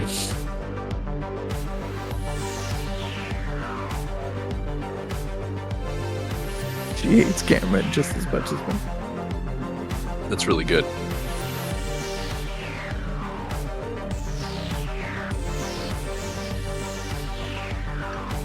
Attention all spacers. Need to get your cargo across the galaxy fast and secure? Choose Galactic Express Couriers. With our state-of-the-art jump drives and expert navigators, we guarantee delivery to any star system in record time. Whether it's precious artifacts, high-value tech, or sensitive documents, Galactic Express Couriers ensures your package arrives safely. Trust the stars. Trust Galactic Express. You gotta remember to record you doing that so I can add it to some of the newsreels and stuff. Yeah, we need to do. I'm gonna do some ads. I really like. I don't know if you noticed, but at the end of it, I grabbed one of your poster ads you did, and I just did a really quick one-liner for it, and I was like, "That's the best part of the whole fucking video." Yeah, the Galactic Insurance Agency. Yeah. So good. I also liked that when I asked it for a very simple punchline, it put the most asinine like it was something like, "Are you insured by this company?" And I was like, and yet that does sound like a slogan, doesn't it? Like, right? Are you insured?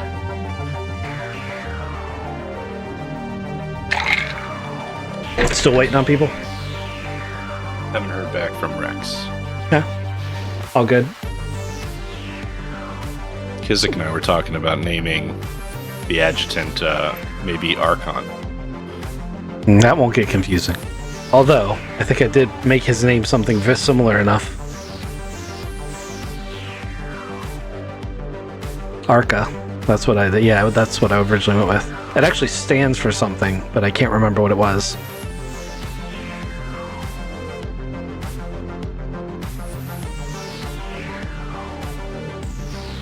Yeah, we'll talk about it. There's a bunch of Cobalt 60 sitting in here. Was this supposed to be on the ship, or did we get rid of this? Anyone know what this is? It was on the ship. I don't know if we ever sold it. We sold the purple stuff. You did sell the purple stuff. You should definitely keep your eyes out for more different kinds of like special things at the Cobalt 60 and the purple stuff to trade to that vendor, because she may have additional stock available now. Would she like some Cobalt 60? It won't be as valuable to her as, say, some additional void matter, or maybe other strange things that various scavengers, pirates, and smugglers may have picked up. Like a mysterious gauntlet that shoots question marks. Actually, that's a good question. I don't know if you noticed, but Bodubs, even though he already has that special weapon, grabbed another one and then just quieted it away into his closet. Like, he's collecting cool shit that he's not using. And I think it's hilarious.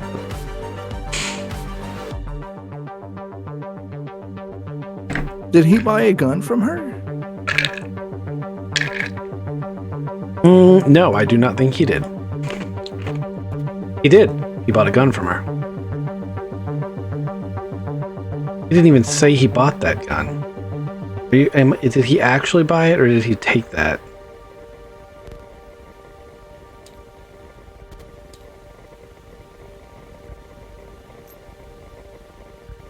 So what he bought that was fun was not... It wasn't a gun. Something else.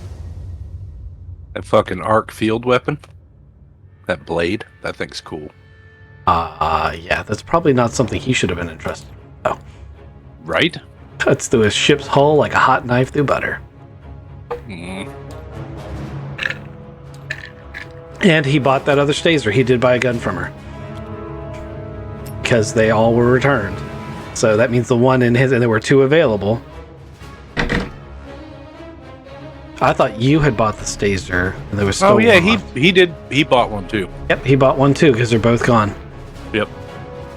So yes, he bought a gun, and he bought an arc field weapon, and I saw him buy the arc field weapon. And then I was like, okay, well, he's obviously going to like have this thing available and use it. But then he just kind of squirreled it away, and I'm like, okay, maybe it's going to be like the special gun. And he's just going to pull it out later. Regardless, he has some cool shit that nobody really knows he has.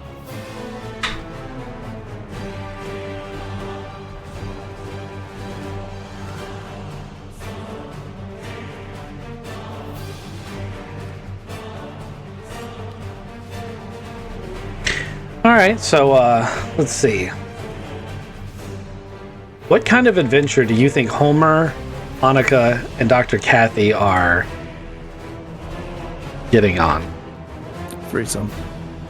No.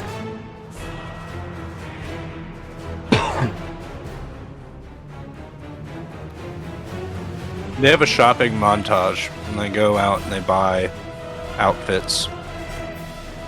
Makeover. They all sit down and have champagne and mimosas, and switch outfits in and out, agreeing and disagreeing on what looks best. So it's very much a girls' night out.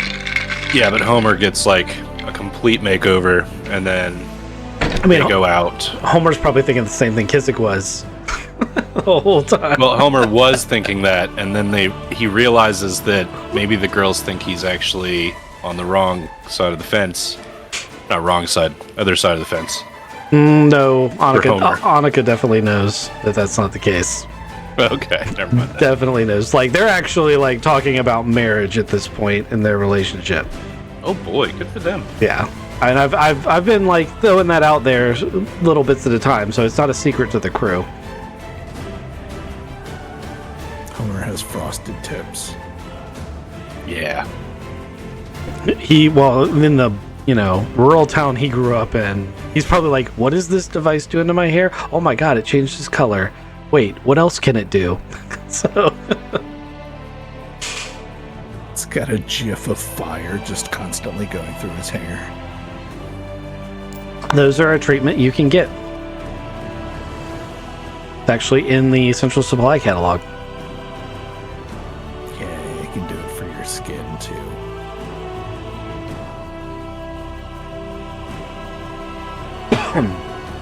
Just print active camouflage on your skin. I think Cathay is like, she's remembering lots of stuff. Like, as they go through and they do like the changing of the dresses and stuff, she's like remembering when she was human. And yeah, I'm sure there's some cultural faux pas too, like where like it's like wildly inappropriate to do something or another that one or the other's doing. She's just always haggling. No, I will give you 3 berries. It says 5 credits.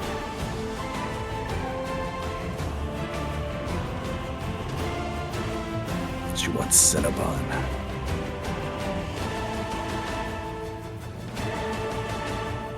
You guys didn't sleep either, so that's going to be a fun thing. Does That's she all right. eat? I get a stem. She does eat, but she doesn't use it the same way you guys do. She has a bioreactor in her stomach. Huh. She spent the entire time refitting, turning herself into as close to a proximity of a human as she can become. Like, you guys kind of, not you guys, it was Frank. You guys triggered a thing in her where she's like, I want to be human again, and I have an opportunity to do that. And she's trying very hard to make the most of that. She likes Svetlana from Archer.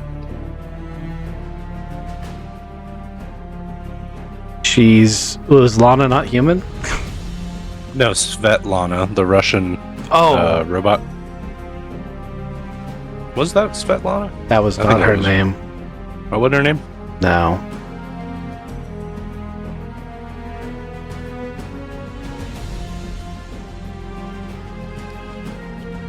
Oh, I spelled Kathy wrong. Yeah. I had it in there. I don't know how it got changed.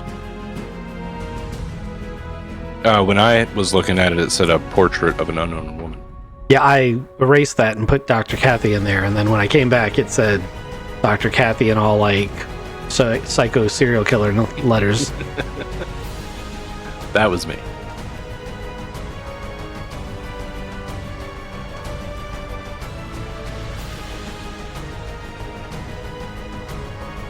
I'm back. Apologies Well, for taking so long. Oh, it's all good. We were speculating on how the trip between Dr. Kathy, Homer, and Gigi was going.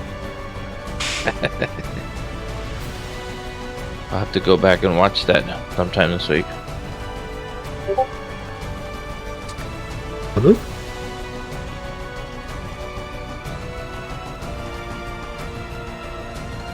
Oh.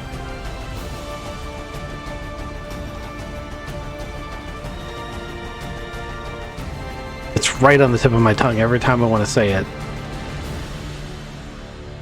Hey, what? The Russian chick from Archer. Oh, Katya. Katya. Thank you. yeah, that is it. Thank you. That was killing me. I was about to have to Google it. All right, so now that you're back, we can continue on. So everybody's off the board, right? Like I can open up your alt airlock. And this is the party that's going. I can pack this table.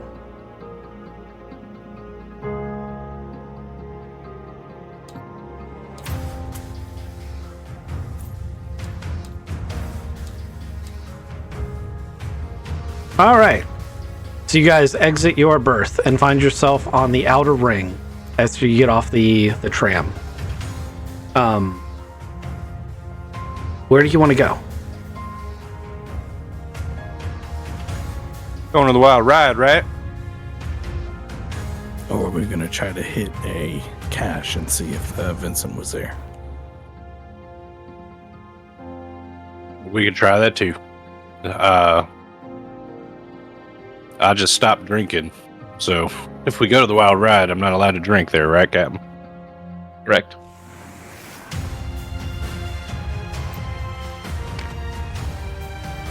It's up to you, Captain. I can go to the wild ride.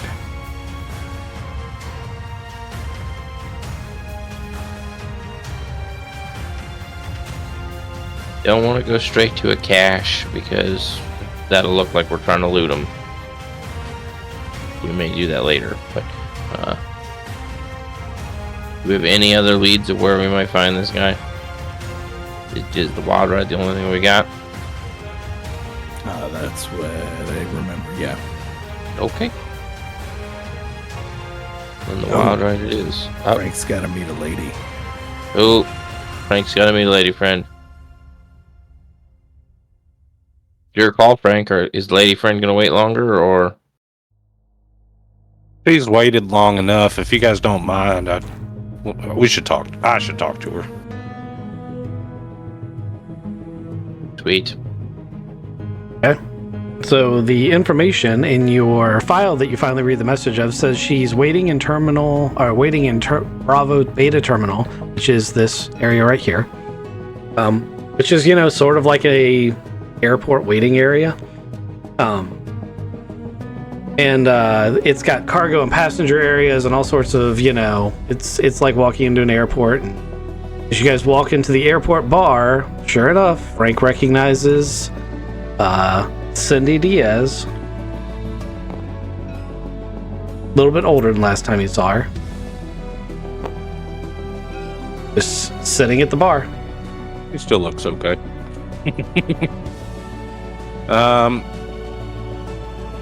Well, boys, I don't know. Do you guys want to go on to the wild ride? And I'll take care of this, or you guys can wait around? I'm not missing this for anything. And I pull up to a table.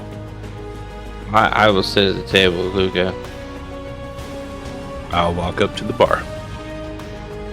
Cindy sees Frank and says, "Oh my God, you're here and you're alive!" And she jumps and puts her arms around you and starts kissing on your neck. And she's very happy to see you. And she's like, "I thought you were dead."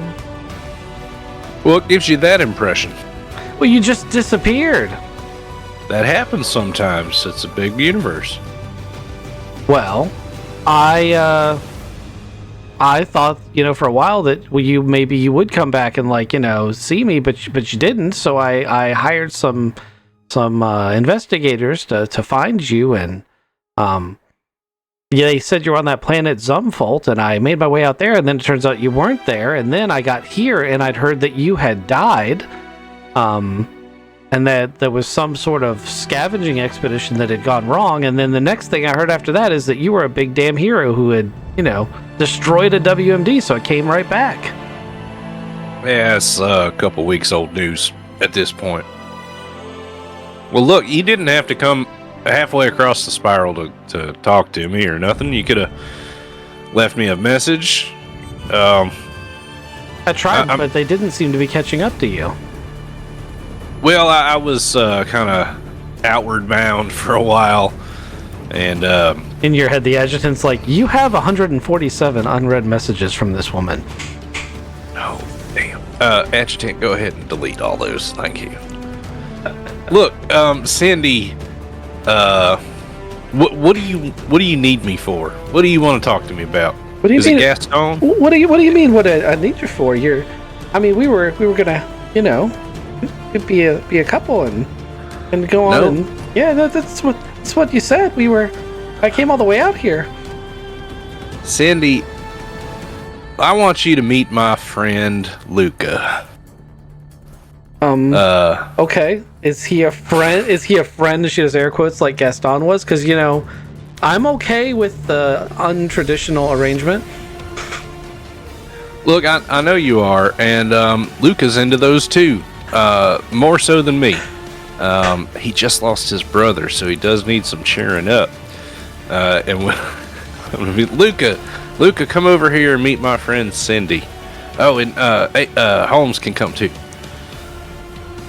Cindy Diaz, this is Captain Steele, and this is my buddy Luca Boaz. Well, it's very nice to meet you guys. It's good to know that Frank has friends. I do, and they're not like Gaston.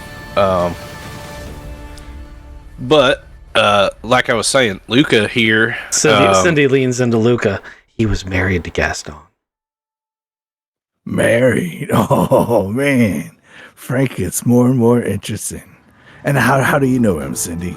Oh, they were doing stuff. They were having their honeymoon at the hotel I was at, but then it turned into this big old spy thing, and there was a shootout, and it was this amazing adventure. And then we were supposed to ride off into the sunset together. Frank said that if I helped him get into that lady's room, that he would take me away with him, but then he just left.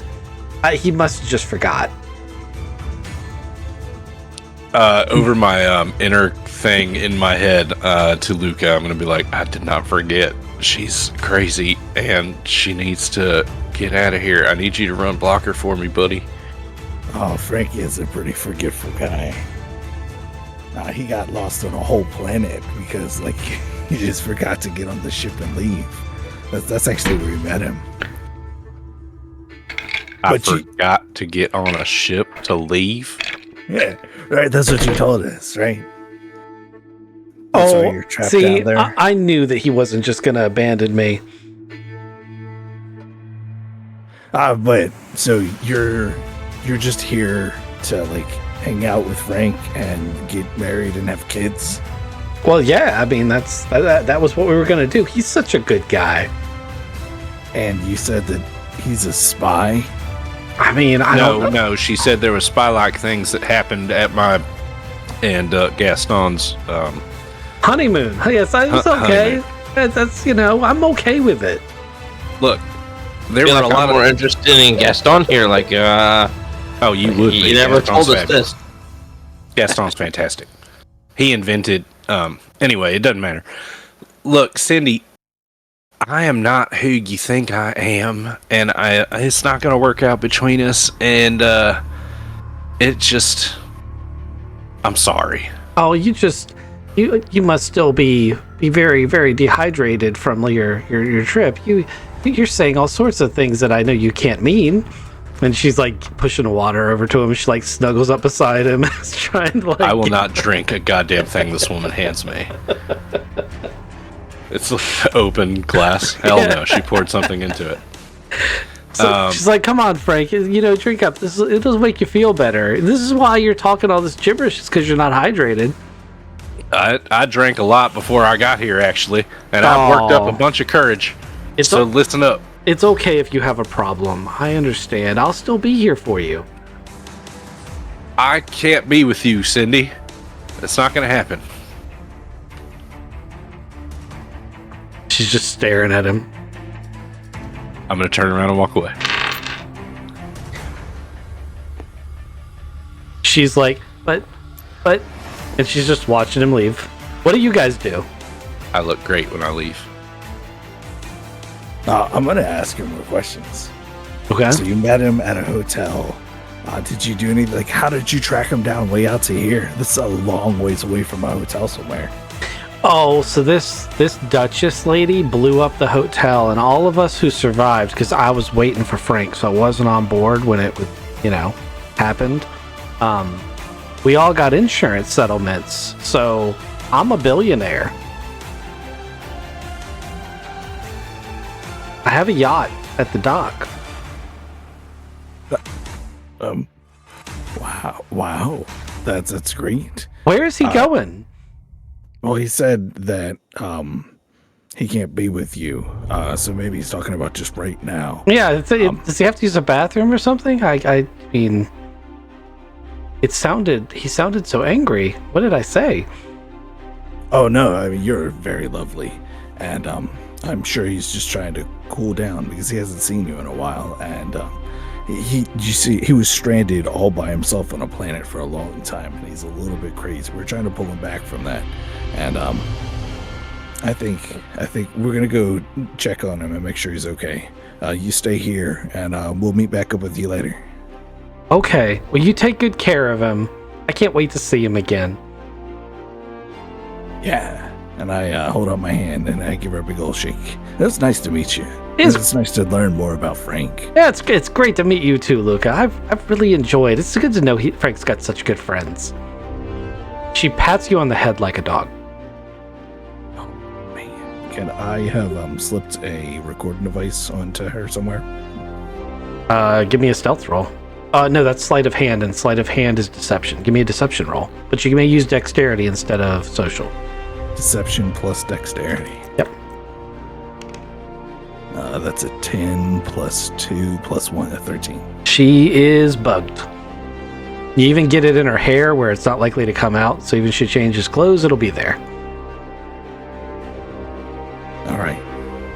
Captain, you got any other questions? Oh, it's nice to meet you. It's great to meet you, lots too. of questions for Frank, though. She gives you a big old, really, really, like she's comfortable with you hug. She's not an unattractive woman. She's obviously got some, issues. But they got a couple screws loose is what she's got. But they seem to be mostly related to Frank.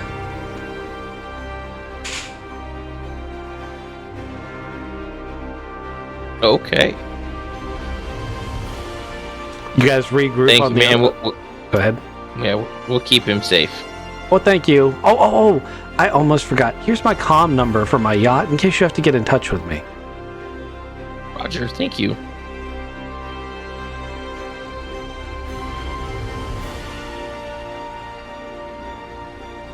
You guys get to the other side of the terminal and regroup.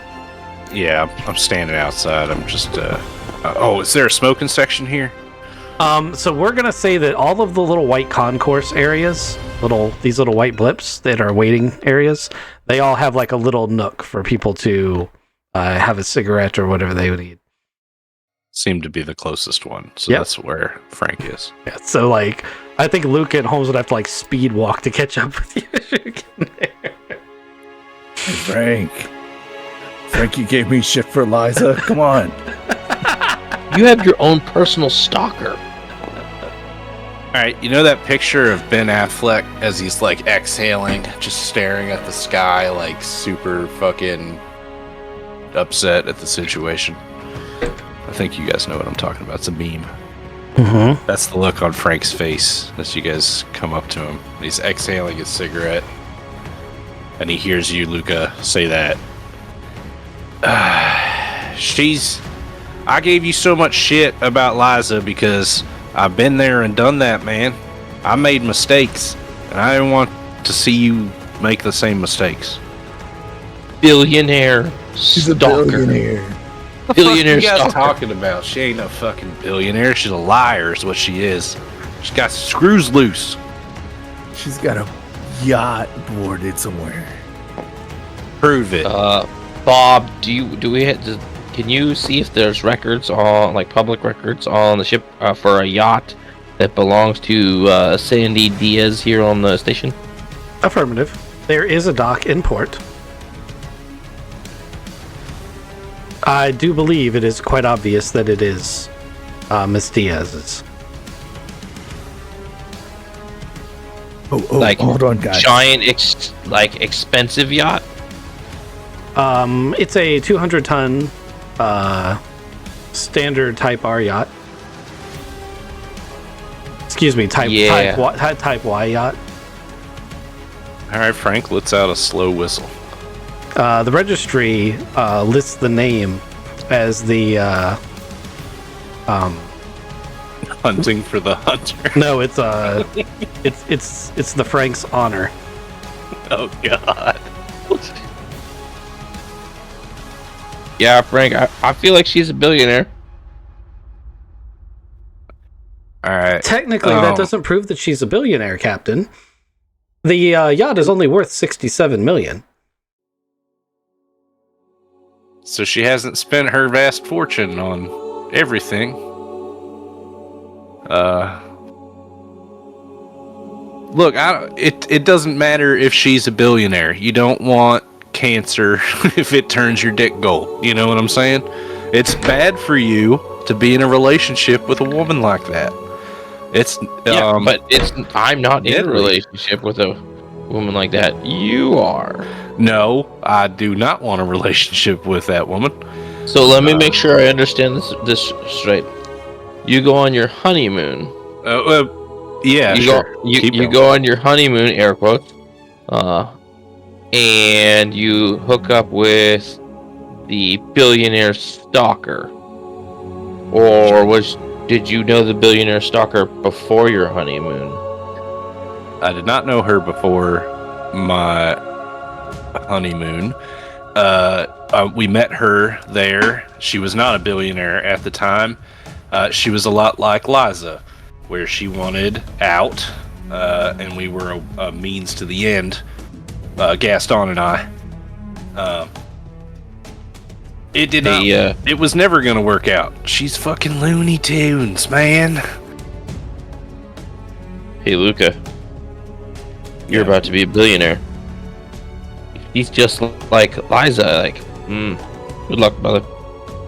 She's just like Liza. So the entire ship. Well, no, my Liza was wrong. Was Yeah, double it turns crossed. out I was wrong about Liza. You're right.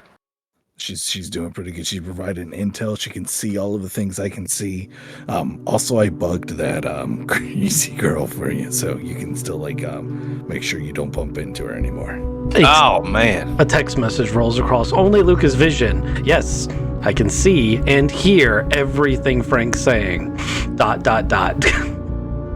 Who? That was just for me. That was just Luca, yeah. Because he synced his vision broadcast with her computer terminal before he left. Oh, from Liza. Okay. Yes, from Yeah. Liza. Yeah, I'm not making friends with Liza. That's fine. I don't think you're making friends period right now. But you have one friend. You have $1 billion friend. Yeah. These guys are so confused. So tell us about Gaston. He was my first love. We did a lot of great things together, and he's still out there somewhere, I think. We just have missed each other and haven't talked in quite a while. I should probably... Did these spy things that happened on your honeymoon with Gaston have anything to do with our previous conversation? You sound pretty jealous right now. They were spy-like things. They weren't spy things, and it was semi-related. I told you I have a history of doing certain types of things. Got it. Guys, this is a public smoking bubble. We probably shouldn't be talking spy stuff in it. I said spy-like. Look, we were... Okay. It was a movie-like situation. We were at a hotel. Just come back from our... wedding. And this was our honeymoon. But it turns out the room next door had a bunch of shenanigans going on in it. So that's why I'm saying it's spy-like. You know? Spy-adjacent. It's just a good story. Got it. Go ahead. How did the survivor of a hotel explosion fall madly in love with you? Well, like I said, before the bomb exploded at the hotel, she took what little attention I had given towards her, exploded it outwards like a bomb herself. Anyway, so she was not a billionaire. She was just a maid at the hotel. But I guess surviving that blast, she got an insurance payout. What is that? What made her a billionaire? That's what she said. Okay. So little attention, is that what you call your manhood? It has many names. We don't need to call it by anything at the moment. Oh man, did Gaston get your little attention too? Gaston got a lot of things. We don't have to talk about that right now. I told you I miss him terribly. Is that why you're such into Vincent's red suit? I'm not here to judge, but coming out to us, Frank. There is a chip in my head. You guys can basically hear my thoughts. I'm telling you that I'm not interested in the attractive billionaire Looney Tunes woman, okay?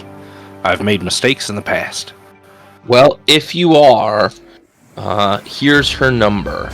I'm going to hand over her phone number to Frank. I did delete all of her messages previously, so this is now the only contact I have for her. Until she sends me another message, which should be about now. Hey, are you okay? Yep, there it is. Look at that. Right on time. Oh, we were trying to find a guy in a pretty suit. I am trying to find a guy in a pretty suit. Hey, you think Cindy would buy us our entry into the wild ride? You think Cindy would just buy the wild ride? Cindy, one of them. He's Cindy. I spelled Yes. it wrong. Yeah, we don't. Anyway, we don't need to go find this guy to try to get paid for an illegal race. You just gotta give her a little attention and get 1,000,000 credits. Oh shit! You're telling me you want me to whore myself out? Is what you're saying? I am going to pimp the fuck out of you. Get back in there, bitch. Oh god. I mean, Luca, you are in charge of making money for the ship. I won't stand in your way. But if you do it this way, then Larry gets away. So are you sure you want to go with pimping him out? No, let's go kill Larry. Then we pimp him out. Vengeance over hose. That's the bro code. And on that note, hey Luca, can you contact Liza and Adjutant if Bob? I'm just gonna start calling you Bob until you tell me to call you something else. Hey Bob, can you watch all the feeds and see if you can gather any information on potential locations of either Larry or Vincent while we go check out the wild ride? I can help with that. Thank you.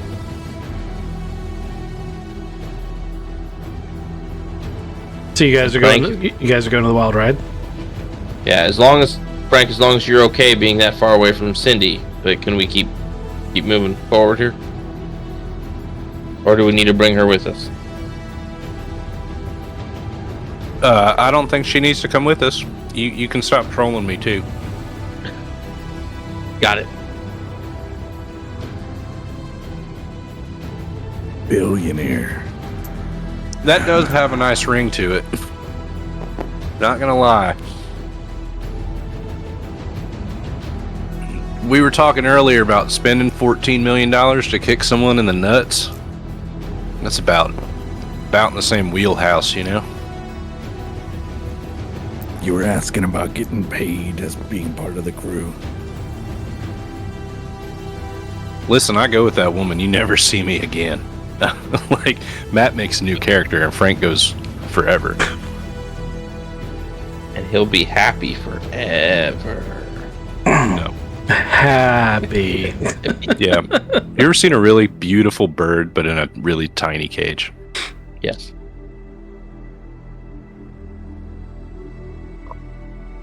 So you guys go down the tram line. You know where the wild ride is. I'm letting them lead because I have no idea where the wild ride is. So that's right. Yeah, sorry about that, Kevin. So you guys come to the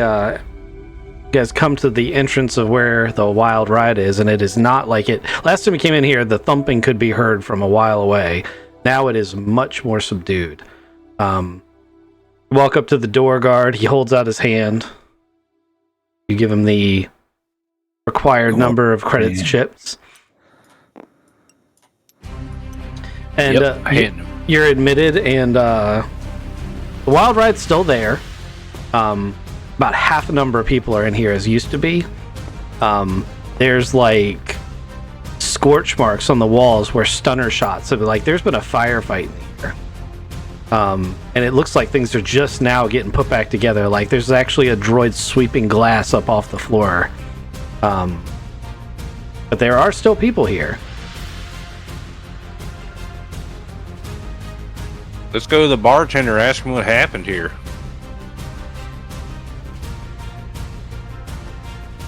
I scan the room and go, Liza, is anybody in here that you're aware of? Give me a luck roll. You may use up to 3 player points.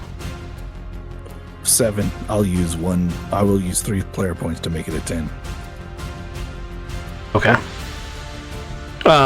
So you scan the room, and she says stop.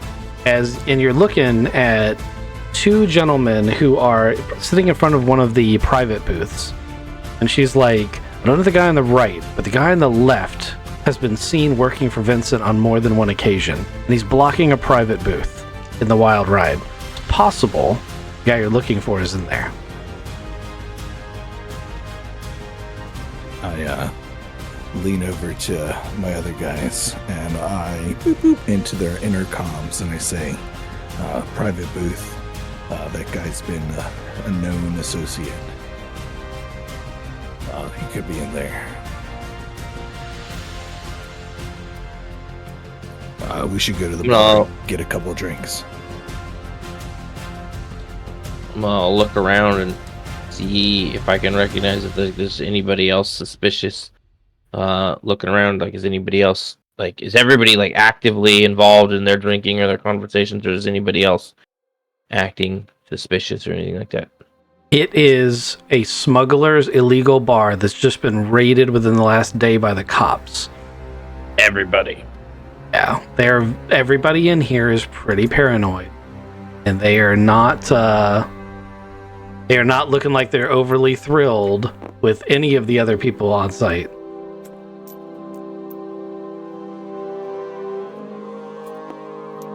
Sweet. To the bar, that is. You don't need to be over here, Green Hand. I just like looking at things when they're flashing on my screen. My bad. So, you guys saddle up to the bar to try to figure out what's going on. Correct? Yeah, I was Yep. gonna buy a couple of drinks and go take them to the guy, but we're talking and being smart about things. Got it.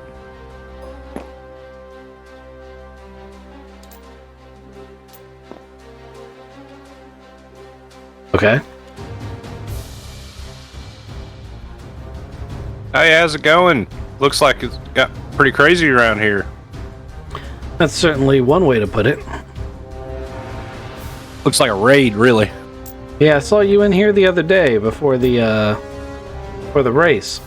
Yeah, I don't know if you've watched the news for more than 10 minutes on the station, but yeah, this place got raided. Things definitely happened. That's a damn shame. Real damn shame. We were part of the race. Yeah, I saw you talking to I was talking to some of the coordinators. I wouldn't go spreading that around too much, though. The local authorities are absolutely on the lookout for anyone associated with that. Oh, yeah, see, well, that's the thing. You know, between me and you, we earned some money, and we're trying to find the person to talk to. Do you know of anybody still around that might know who to talk to? No. Good luck with that, too, because, I mean, look, I feel for you. But I doubt you're getting much of that back. Well, rumor is, after the old lady got nicked, there's some other, like, higher-ups still around. So we're trying to find them, really. I wouldn't know anything about that, but from what I understood, she was the head and only honcho of that organization. Kept it that way on purpose. Interesting.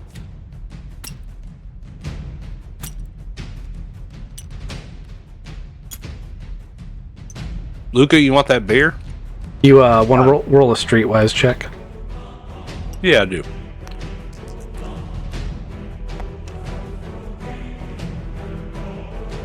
How about boxcars? Boxcars.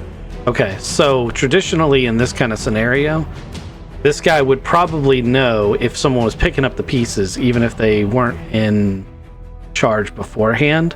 But they're not just going to give you that information. They're going to expect a significant bribe or cut, or they're going to want something of significant value in return. And it might be more than just sticking credits in this guy's hand.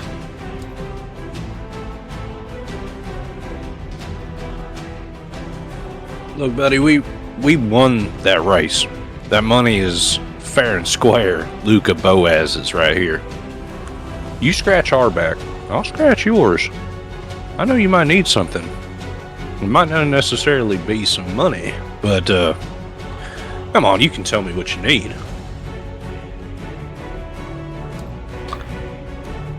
Are you implying that that I have some connection that could help you? I'm saying that information is expensive. If you have any, I'm sure to pay in any way that you need. Doesn't necessarily have to be money. I could owe you a favor. All right, well, it just so happens that this place has been pretty messed up, and one of the things that I lost in that little encounter with the authorities was a significant number of my better stocks. This place prides itself on being able to provide pretty much any drink you can imagine, and with my stocks diminished as they are, that is going to be very difficult to do. However, some of the caches that the organization had included some liquor, some rare liquor. And if that could be provided to me, I might know a person or a place that you could go to get some information back. All right. Well, when we talk to the organizers of the race, I'm sure that, yeah, we could figure out part of the payment being booze from the caches. No, you don't understand. No? No, apparently you are not picking up what I'm putting down.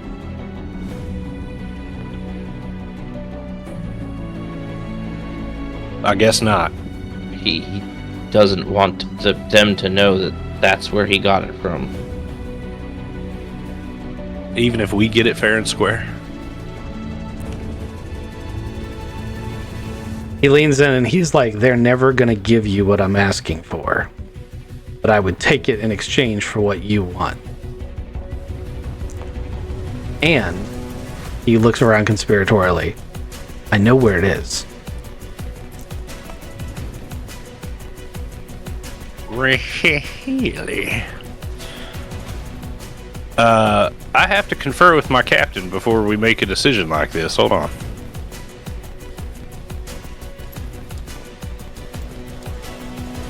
In my head brain, I'm like, hey, Captain, I don't think you want to go directly after the caches, right? But he knows where one is. Feel like we're not, after coming here and seeing this thing, I don't know that we're going to get much information out of anybody without doing something. And I don't think that anybody's going to freely give us that something. So, yeah, maybe we go do this cash thing.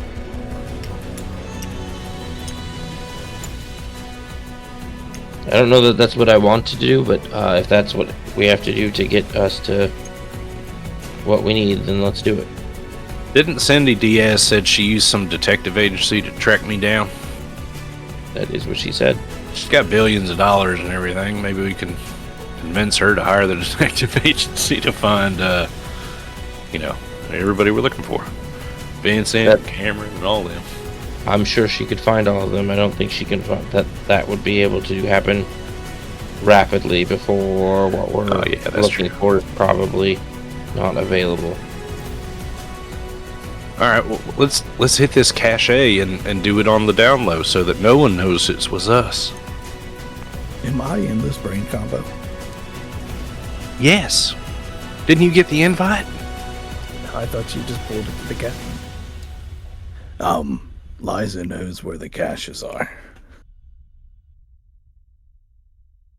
Also said that in that private booth back there, the guy that's guarding the private booth works with Vincent.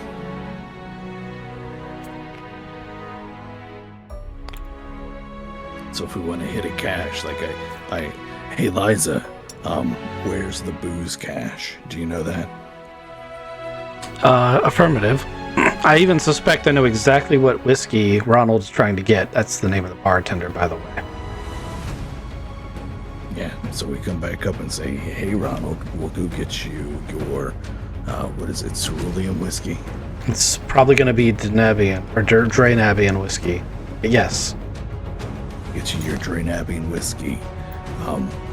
Is Vincent in that booth back there? It is unlikely that he's going to provide you the information before he has what he wants in hand. He's a criminal and not used to being able to trust a business partner. However, there's nothing stopping you from investigating yourself. Of course, if it goes south, you may have a shootout in the wild ride. That could be counterproductive for a number of different reasons.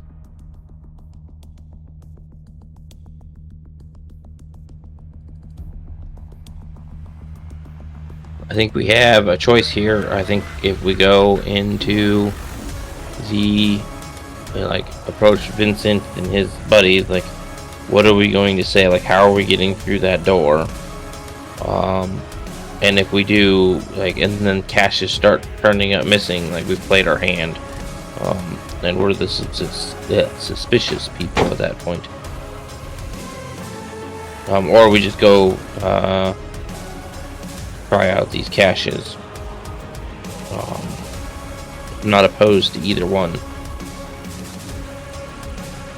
Frank, you got any thoughts? I always wanted to see Vincent again, but if you look, we can do whatever we want. I mean, the cash would be quick money. We know where all of them are. Let's just hit them. Fuck it.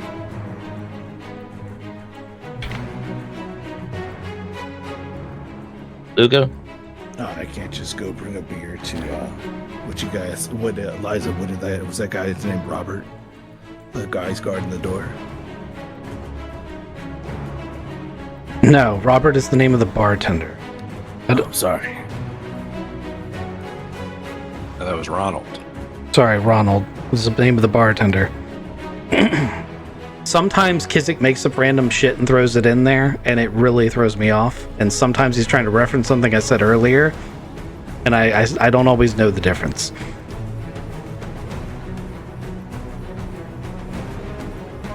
I thought you said the red guy token here that's guarding the thing, his name was Robert. I don't remember saying that. I do remember saying that Ronald was the name of the bartender. Well, now it's Robert. And here's Paul. Well, she doesn't know one of them.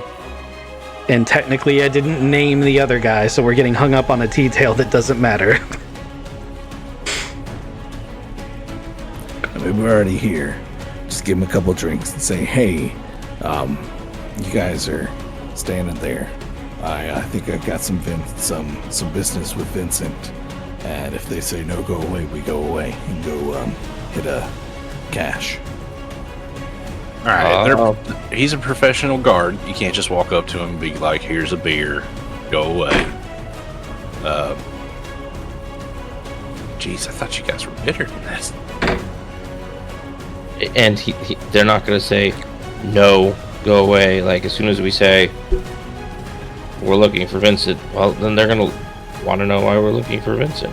Because I won a race and I'm trying to get paid.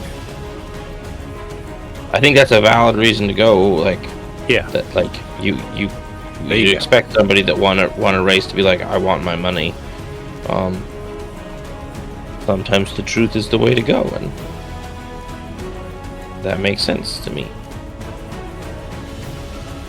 Let's do it. We send Luca in to go get money. Okay. Luca, you walk up to these guards.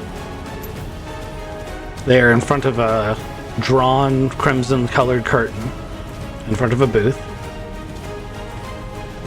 What do you say? Excuse me, fellas. I hope you know who I am, but I flew and I won the race. I think it was this booth that I met the race organizers in. You guys know anything about that? I just trying to get paid. As you moved your token very close over there, as Frank tried to move out of like the direct line of sight of the guard. Yeah, while he was distracted, I was going to try to sneak over and look and peek in the curtain. Okay. Roll a stealth check.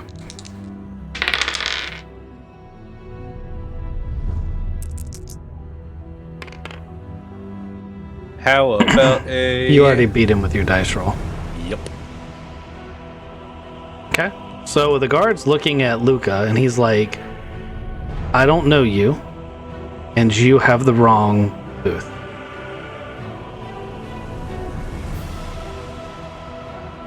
He's not being overly intimidating about it, but he is being stern.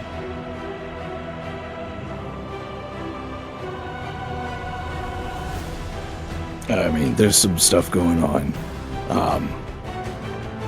If I'm at the wrong place, I'm at the wrong place. Do you know any... Oh, you're not going to just give me that, are you? Because it's tough. I just want to get paid, man. Is there anything you can help me out with?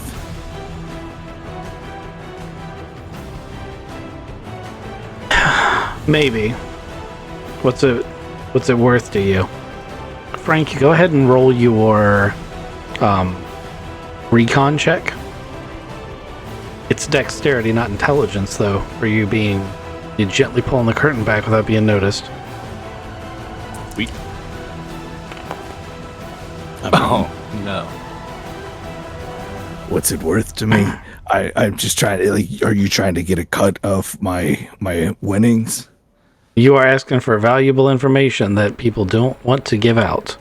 Yeah. So take a cut of my information.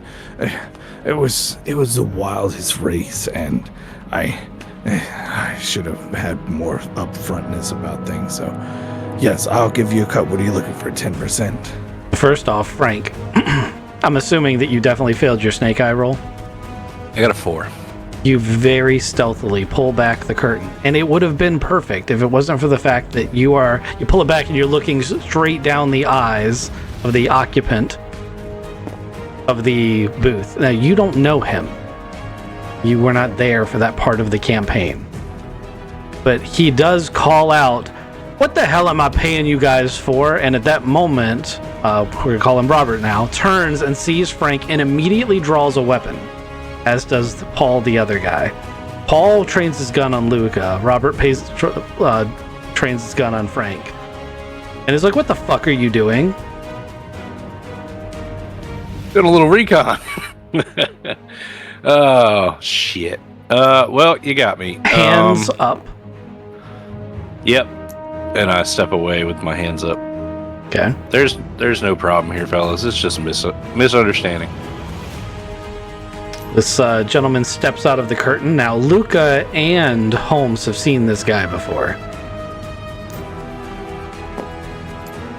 Whether or not they remember who he is another question. But they have seen him before. Yes, we have. So he sees Luca and he sees Frank and he's like, "Oh, well, I don't know you." Points at Frank, he's like, "But I know you." Looks at Luca. Holmes, are you trying to stay concealed in the crowd? Yes, sir. Stealth check, please. You need to beat a 9. 7. That doesn't beat a 9. Stealth is 1. Well, I rolled a 7. Stealth is 1. Dexterity is 1. That's a 9. So Nice. you stay concealed. So when Doubloon summons for 2 additional guards,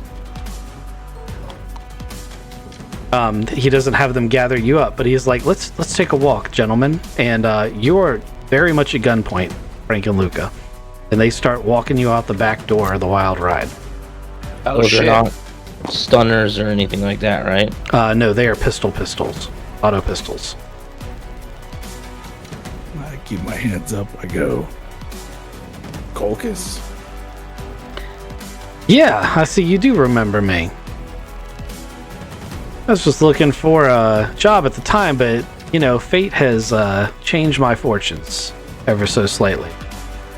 And you guys end up in an access tunnel. It's a, maintenance shaft that's behind the wild ride.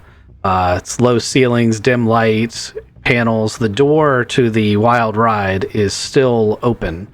So you guys can, sort of tell that this is going to be a conversation. They haven't closed the door to conceal the sound of gunshots yet. And Doubloon's like, "All right, what do you want? Why are you here?" I mean, were you part of the big race that just happened?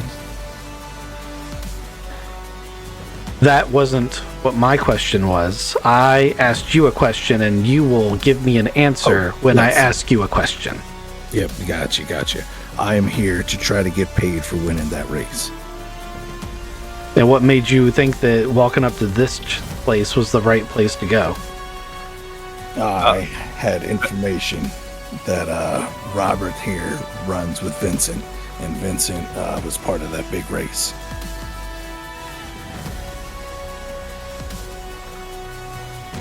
And how do you suppose Vincent's going to pay you for that big race since his boss is all locked up?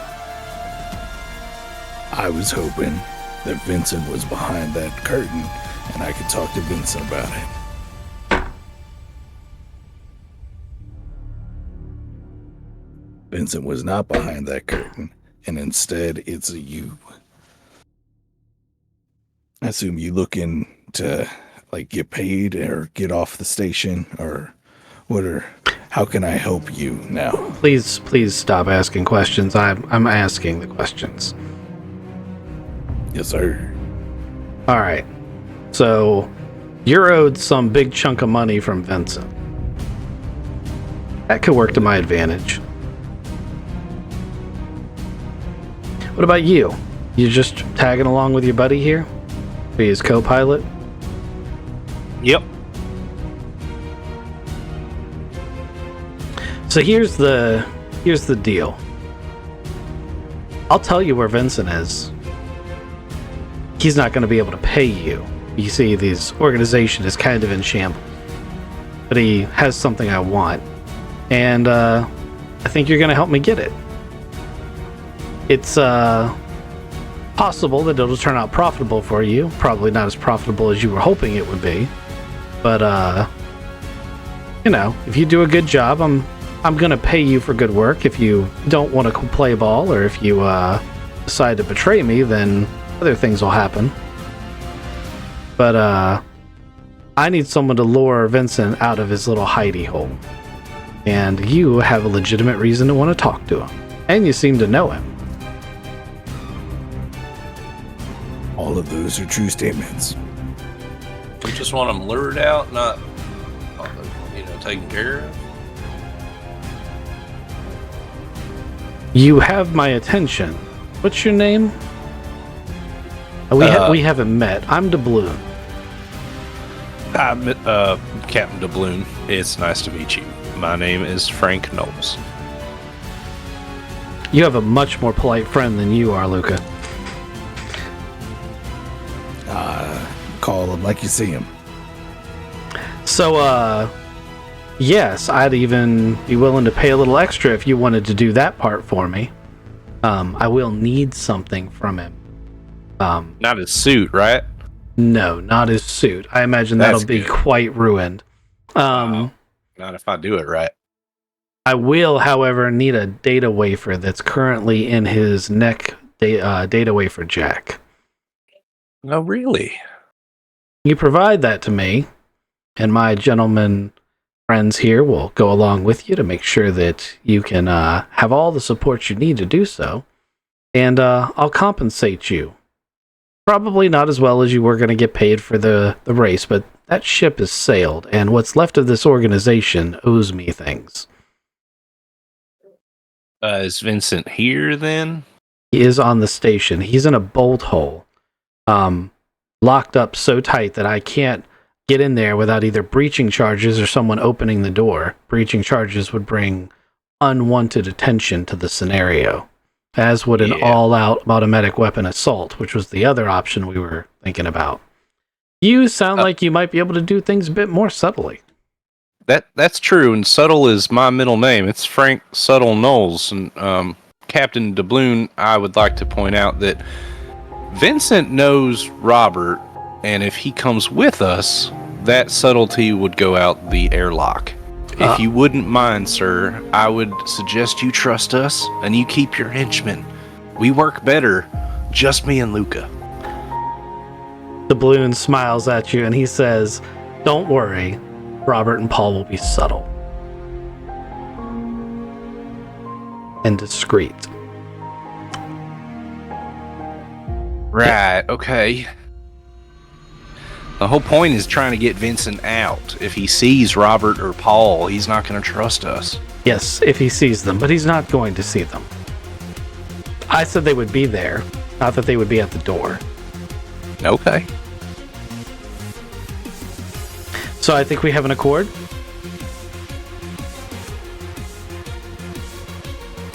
Luca? Yeah. Hands are still straight up.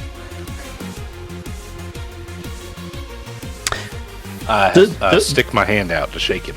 The balloon shakes Frank's hand, gives him a knowing look, and is like, "Son, if this works out and you need a job, call me."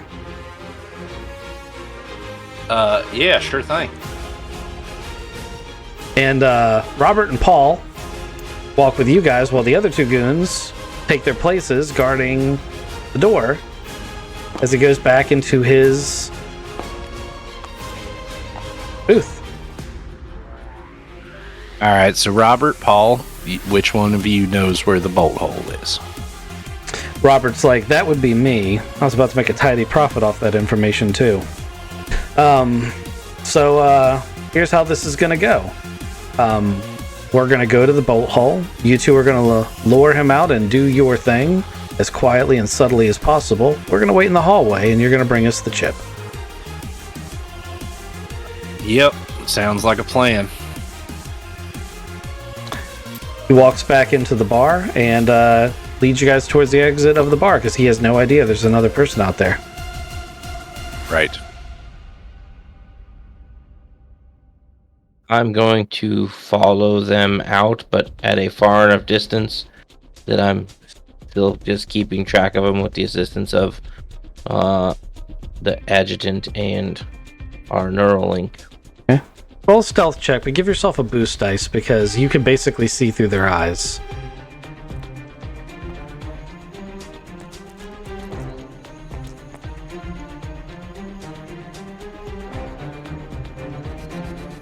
Boost is dropped the lowest, correct? Yep. Sweet. 11. Oh, that's good. You are the knight. They go down the tram. You follow on the next tram because you realize that you don't actually have to be on the same tram as them. You guys get all the way down here, and the party ends up on the outer ring, going to a set of temporary habs.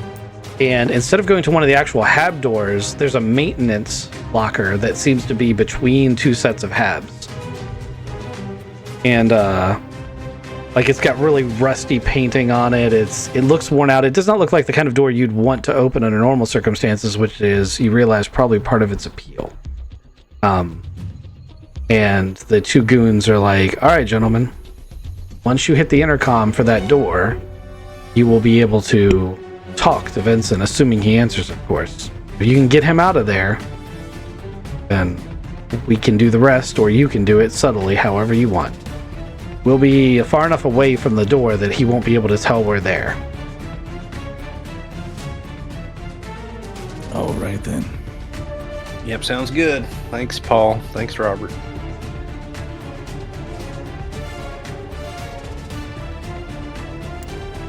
We walk down the thing. Yeah.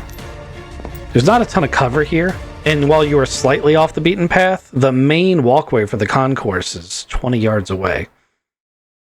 So it's not a subtle location.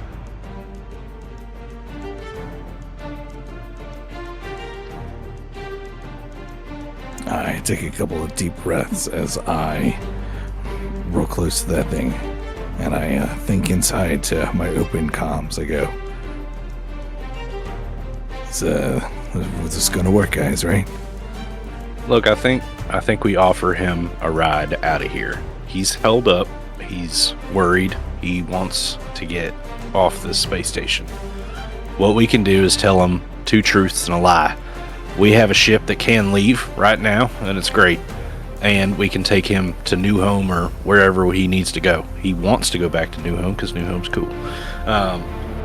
Anyway, we offer him these things, and then hopefully goad him out of here, or out of there, and then do our thing.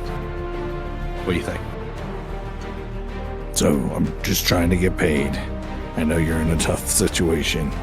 You want to ride out of here because we got a ship and it's clear to fly. Yes. We know that you being alive and on our ship is worth more than just the money that you already owe me. Good. Have me all right out there? You gonna take out a couple of goons? I'm not on a space station where I don't have any weapons on me. At least nothing powerful enough to take out two goons that obviously have actual weapons. But I would like to look around to see if there's anything useful that I can see, specifically things like that I might use to either like start a small fire or some sort of thing like that I could, cause some sort of alarm to get security there. So just kind of looking for useful tools to serve as a distraction if needed.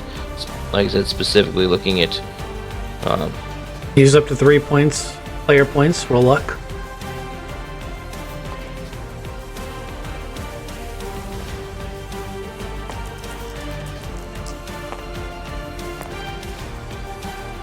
Six, and we'll use 3 of them to give it a 9. Okay, so you notice a few things nearby. There is a nearby station with a tool that is designed to open doors on a space station in the event of like a fire and power loss, and it would make a pretty wicked melee weapon should you find a need for one. The fire suppression cabinet also has a fire extinguisher in it, which could be used as either a distraction or a weapon. There are also security sensors at various points along the walkway, and you're pretty sure that if you were to either do something illegal or bash one out, that it would get security there, but it would probably take them quite a bit of time to get there. What kind of extinguisher is it? So it is the kind of extinguisher that is, made of special space foam. It will spray a slippery foam that will put out fire, and it will make the floor slick. It will create a small cloud as it's shot out, but it's not like a CO2 fire extinguisher where it'll smoke screen. But the foam that when it hits stuff, if it hits fire, will expand dramatically. That's one of the natures of it. So like if you spray it on a fire, it just starts expanding like expanding foam, and it just puts out fire as it goes. It's very slippery. Not a toxic cloud, though. Not a toxic cloud, not a smoke screen. Very slippery. More like an oil slick. If you tried to run over top of it, you'll probably fall on your ass. Okay.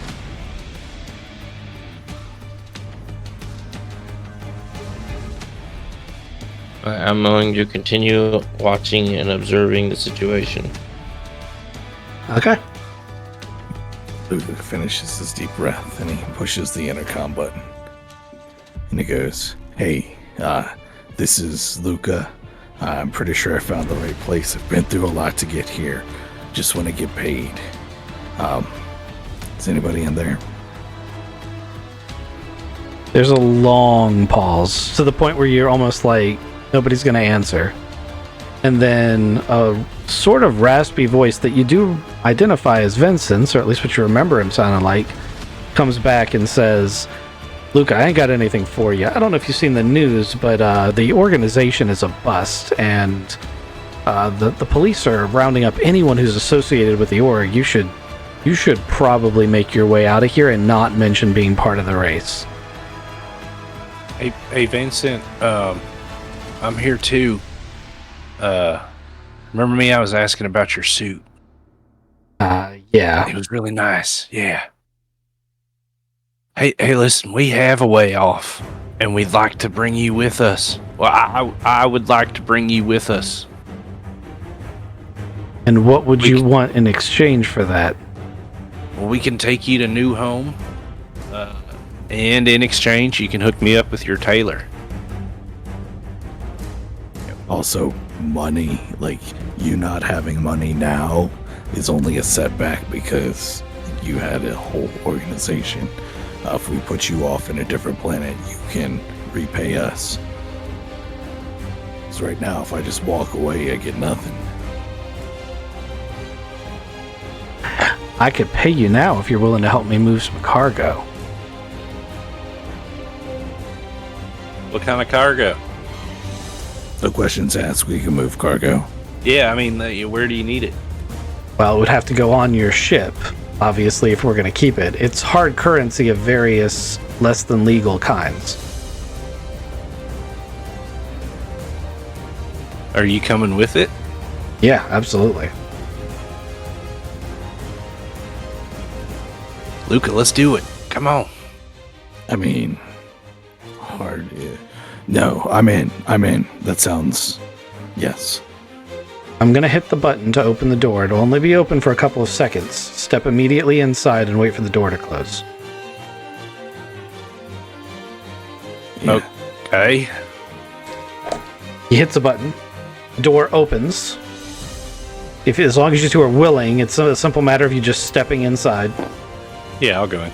You both good? Yep, you both step inside. The door immediately closes behind you, and for a moment, the whole closet is plunged in pitch black. And then another door opens in the back of the closet, revealing a small room.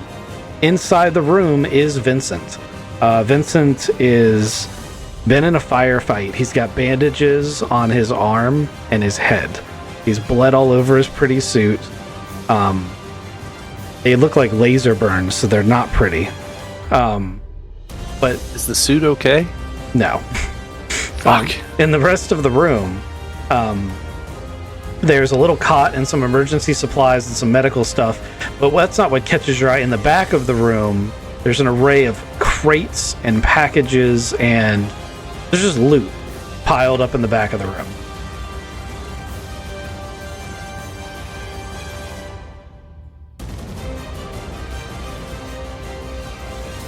Vincent, how many more of these do you have?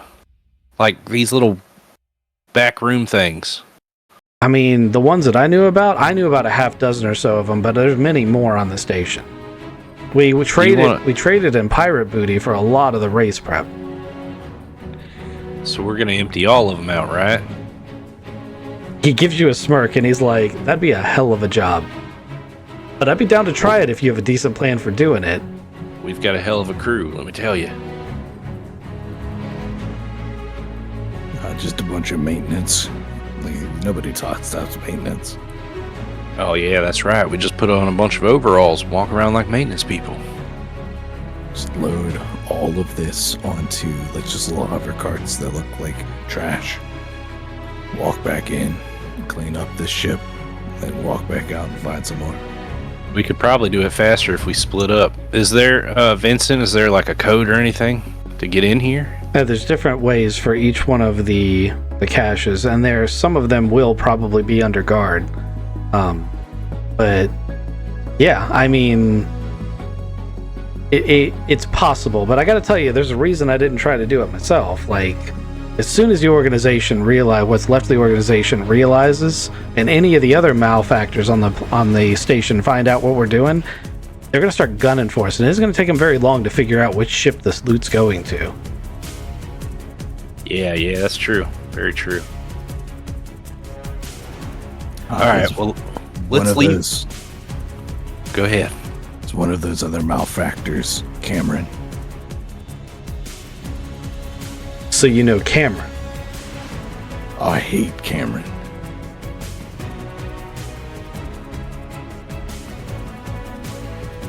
He's not to be trusted. He's very quiet for a minute. He's like, I don't know that Cameron betrayed us, but he was on the short list.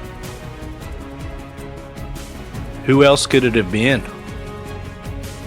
Well, there's a couple of trading partners we had, the pilots who were involved with the initial contact, the support truck people, the scouts that we had jumping people back and forth. All those people met with her and knew about the race. You don't believe the news? About? That it was Cameron. That it was Cameron who busted the organization? I believe that he took credit for it. But the truth is that he was mainly there to provide support. He wasn't, it's amazing to me that he survived the fuel depot exploding. I mean, he was just running around in a launch. Really? Yeah, he was providing repair services for some of the racers that we had put in place, and he was supposed to trigger a few obstacles for the racers to keep things exciting.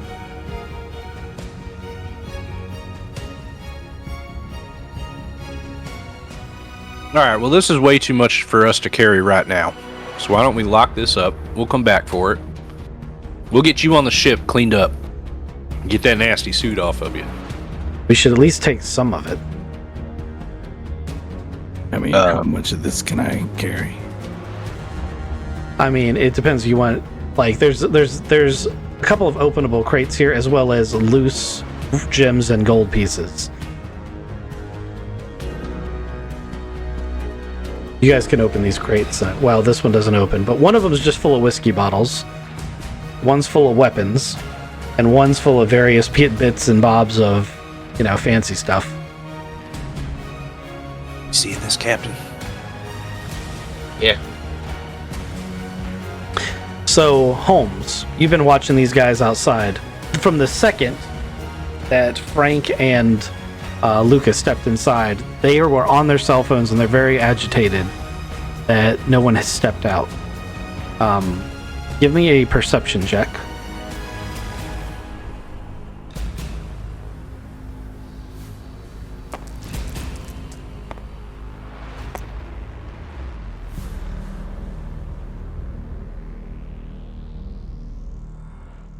Nine.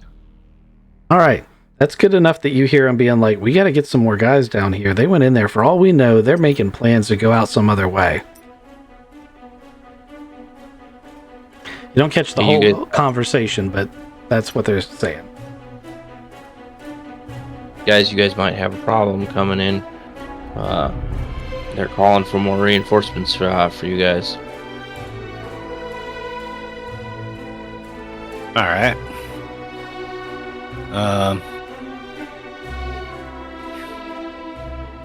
All right. Listen, Vincent. We gotta. Hey guys, how hidden were the doors inside of that? I couldn't tell. I don't think. I mean, they know where the was doors dark. are. You just can't open them unless he pushes the button.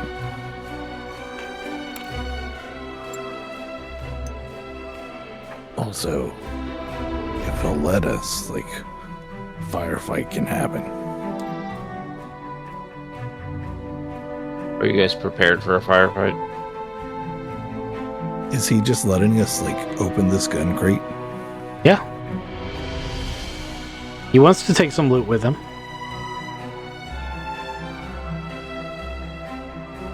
If I, hold up a laser carbine and, get the feel for it, is he going to say anything? No. Well, he's not. What he will probably say is he's like, that's great and all, but, I don't have racks of magazines for that in here.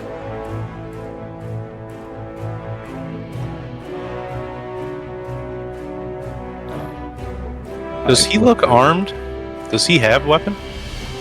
If he has a weapon, it is an easily concealable one.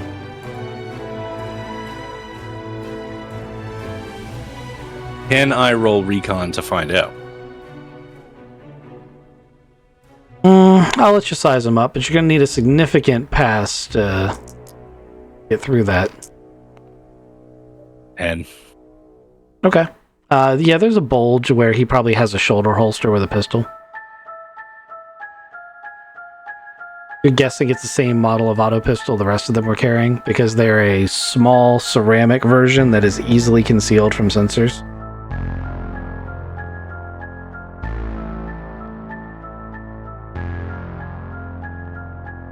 well, while Luca has the laser carbine in his hand, I'm gonna pull my Model 12 Staser, and I'm gonna shoot him. Vincent, I'm gonna shoot Vincent in stun mode. You are not. You Nope. need to explain to me how that Model 12 Staser got past all those security checks. This is a high law level station. You can't just have a pistol. And this. I was walking around with an air rifle last time. Yeah, I thought I could hide this one because it's pretty concealable. It's not about how concealable it is. It's a energy weapon. It'll set off detectors. Oh, there's detectors and all sorts of shit. Yeah. Okay. You, in order to get on and off the Perfect Stranger, you have to go through customs. I just glossed over it because you'd already done it, so you should Nope, that already makes know sense. that you can't bring that on board. All right, so there's this gun crate with Yes. carbines in it. I could also swing my massive satchel full of metal into his head. I also wanted to know who picked up the satchel because I noticed it's gone. I do have the satchel. He picked up the satchel and Luke was like, ooh, guns. So you're saying there's no bullets for these? There is one magazine for each of them. They're taped over, so Think of it like when you get a new electronic device and they've got that little piece of plastic in to keep the battery from engaging. It's kind of got those. You would be savvy enough to know the second you pull that tab and energize that weapon, all those weapon detectors I previously talked about are going to be able to detect these weapons.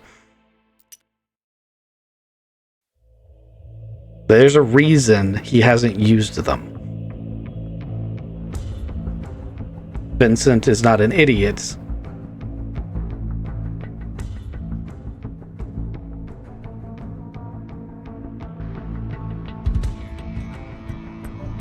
All right, we can take him. We're just gonna beat the shit out of him. So, I've got a laser carbine. You've got a I've got a satchel full of metal. satchel for that. We're looking around, like, all right, it's time to go, right? And we want him to look towards his button as we get a little bit closer, because we know he's got to push it.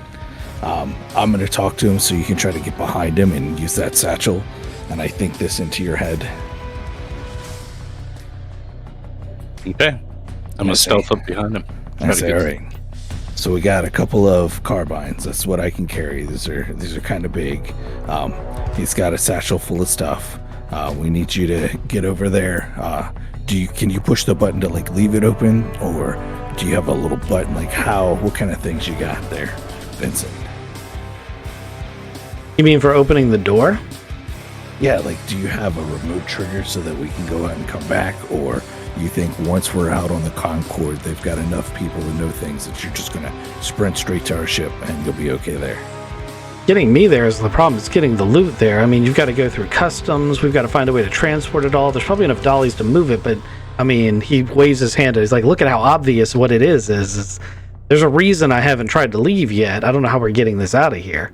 Not to mention the fact that if you take those weapons out, I mean, the crate's semi-concealed, and as long as they're not powered, the automatic detectors won't go off, but the first security officer that flips that crate open is going to know exactly what they are. Yeah, but if we... Oh, that's kind of a good point. I probably shouldn't just be carrying these around, should I? No, that's a really bad idea. Oh, all right then. And I start to, like, slowly back away, holding it, going, okay, so we need to reach out to our crew to have a cleaning crew come over, and then we can use the cleaning crew to fill a bunch of this stuff in there.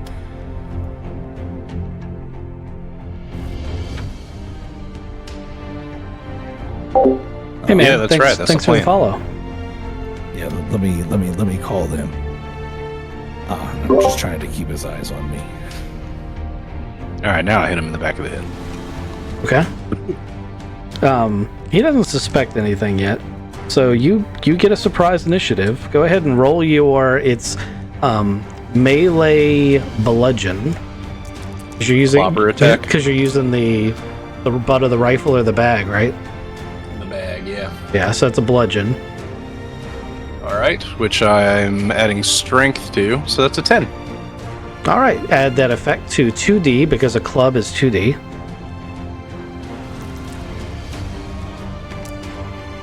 Ten again. Okay, that's 10 with your effect. Yes. You render him unconscious in a single hit. I'm gonna check his pockets. He is not dead.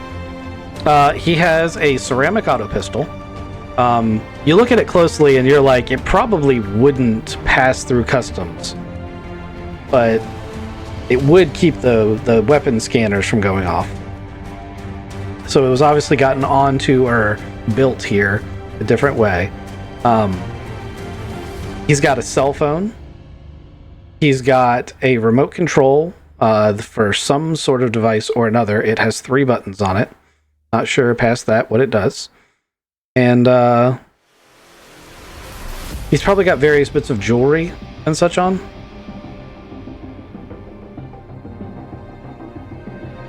Stacy, how do I get the chip out of his head? Stacy? Sorry, not Stacy. Liza, I would never think of you as Stacy. She would just send you a point on his body to look at, and you would find a fake piece of skin over top of a data wafer port, and you can simply eject the wafer. I pull his wafer out. All right. So you now have the data wafer. You're in this locked room. Didn't Doubloon want that? Well, we want doesn't. that. Well, yes, the balloon wants it, and yes, we want it. Conveniently, you can plug it into your head, where we have the adjutant who can copy the shit out of it. Yeah. We should copy it. And then the balloon can get it, and we have the information that we want. And guys, your number of guys outside are growing rapidly. The new guys don't appear to be the brightest bulbs in the box. First off, they don't have firearms, but they are blatantly armed with like bludgeons and stuff that they've poorly concealed. They're not like Robert and Paul. We're not exactly top of the line on the intellectual scale. These guys are a few rungs below them, and they've walked directly up to the maintenance store, and one of them even kicks it. Like, and you can see Robert and Paul going, Jesus. You didn't say the magic word. They sent Jeb and Andy. Nice. Okay, so how quickly can the data wafer be copied? Can it be copied? Okay. I plug it into my head. Okay.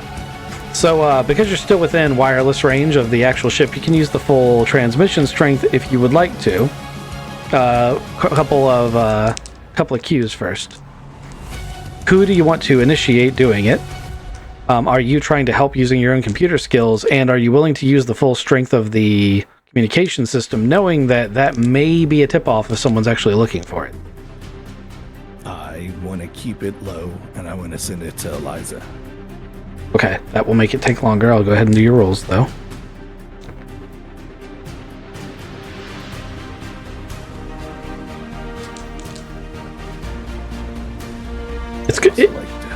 It's going to take 60 minutes to transfer the entire contents of the drive.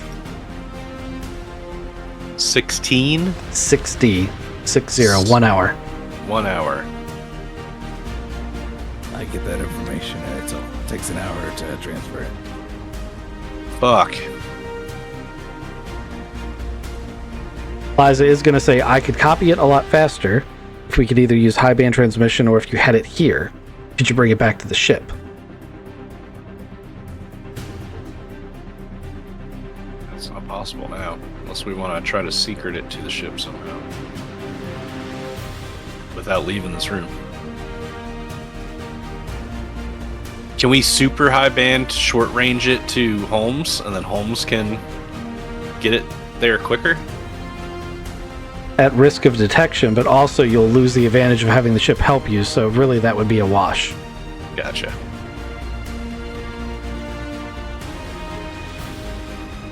I'm gonna tie Vince up. Okay. He's gonna be unconscious for at least an hour. You've seen head wounds like this before. Got dogged. Aiden's got a head wound very similar to that.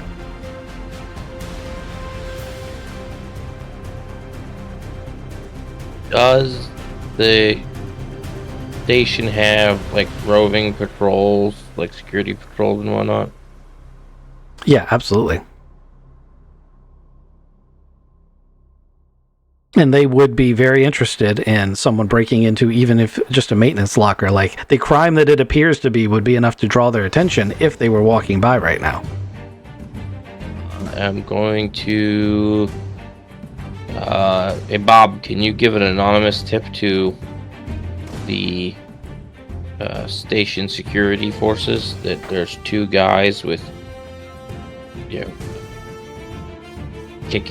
trying to kick down this maintenance access port? Accessing port internet. Locating required resources. And done. Security forces response time should have them there within about 7 to 7.5 minutes. Guys, you have 7 to 7.5 minutes. There, and you might have some heat off you, but if they find the room, we're in trouble. Yeah.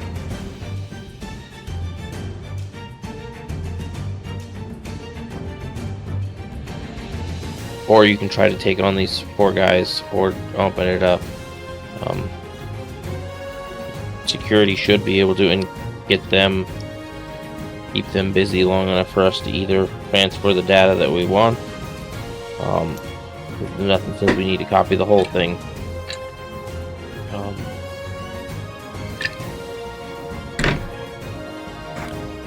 Captain, Yeah. the drive is encrypted, so we would need to transfer the entire drive and then attempt to decrypt it. Okay, 60 minutes is what we need then. Okay. I mean, we can play it out like we're fighting it. We can try to bring them in 2 at a time. A couple of minutes have gone by. As soon as they get in there, they're going to ask you for that chip. One of the... Like the second... Go ahead. Go ahead. One of the 2 more intelligent guys has grabbed the tool that I mentioned earlier out of the fire cabinet and has walked up to the door and is having the rest of the guys like body block what he's doing as he starts to, as quietly as he can, start prying the door open. The outer door. Yes, the outer door to the maintenance room.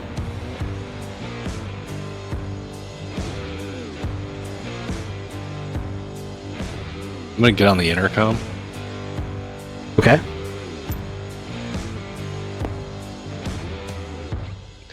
We'll be out in a minute. Occupado. What's going on in there? You hear Robert say.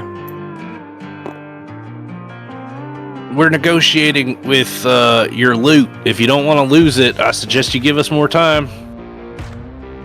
What? Go ahead. I punch Vincent to make punching sounds. Open the door. Robert is not amused.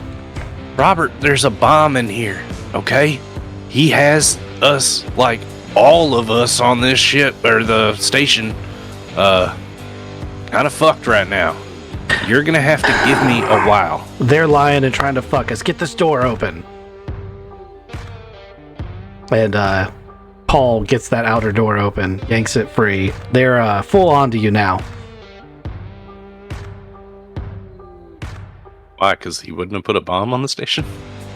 Because they knew exactly what was in there. That was that was their room. Like, this is not. Oh, they know. They know exactly what this room is. They know it. Like, this is not Vincent's bolt hole. This was one of theirs. Vincent just got access to it and locked them out. I'm tracking.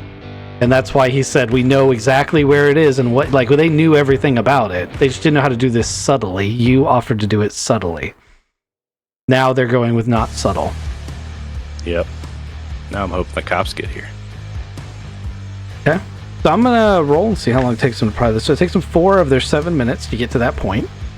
So they've got 3 minutes left. They're in the maintenance room. You can hear the pry bar being applied into the inside door. They've all stepped into the maintenance room, and they've tried to close the maintenance door as much as possible, but they can't get it all the way closed because of the damage they did getting it open. So it's sort of ajar. It does block their view of where Holmes is, and Holmes's view of where they are. I'm gonna pick up a bottle of whiskey. Okay. You open the case and pick up one of the bottles of whiskey. This whiskey is the kind of whiskey that is $5 or $6 grand a shot. Big old ornate glass bottle. It looks Crystal bottle. It looks like an old earth bottle. Nice. Good club. I'm gonna try to pocket one of those. Mm-hmm.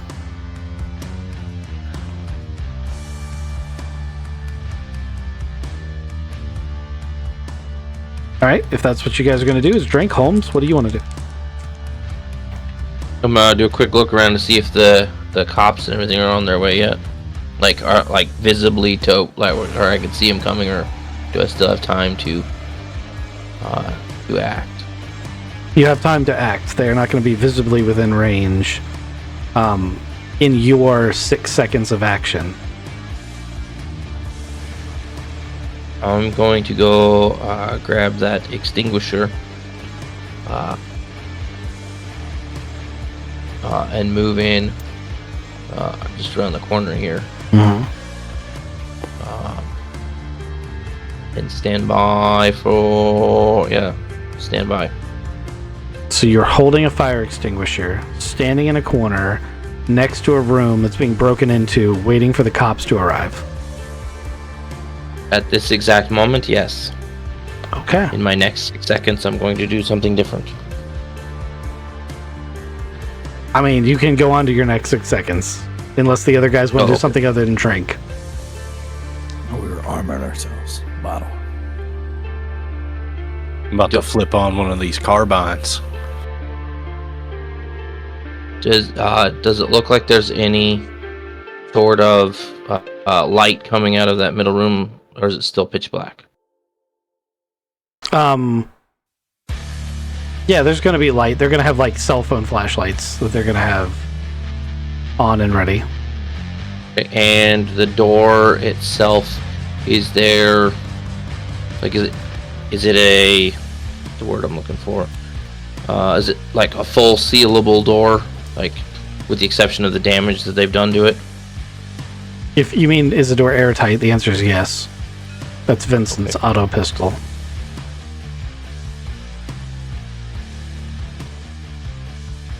And is there enough damage done to the door that I can get like the nozzle of the fire extinguisher in? It's a jar. Potentially without them. Yeah, it's a jar that you could just spray in there. Okay. And do I checking any sort of flame producing object or something that I can make sparks out of around me? You want to give it another luck roll? Yeah.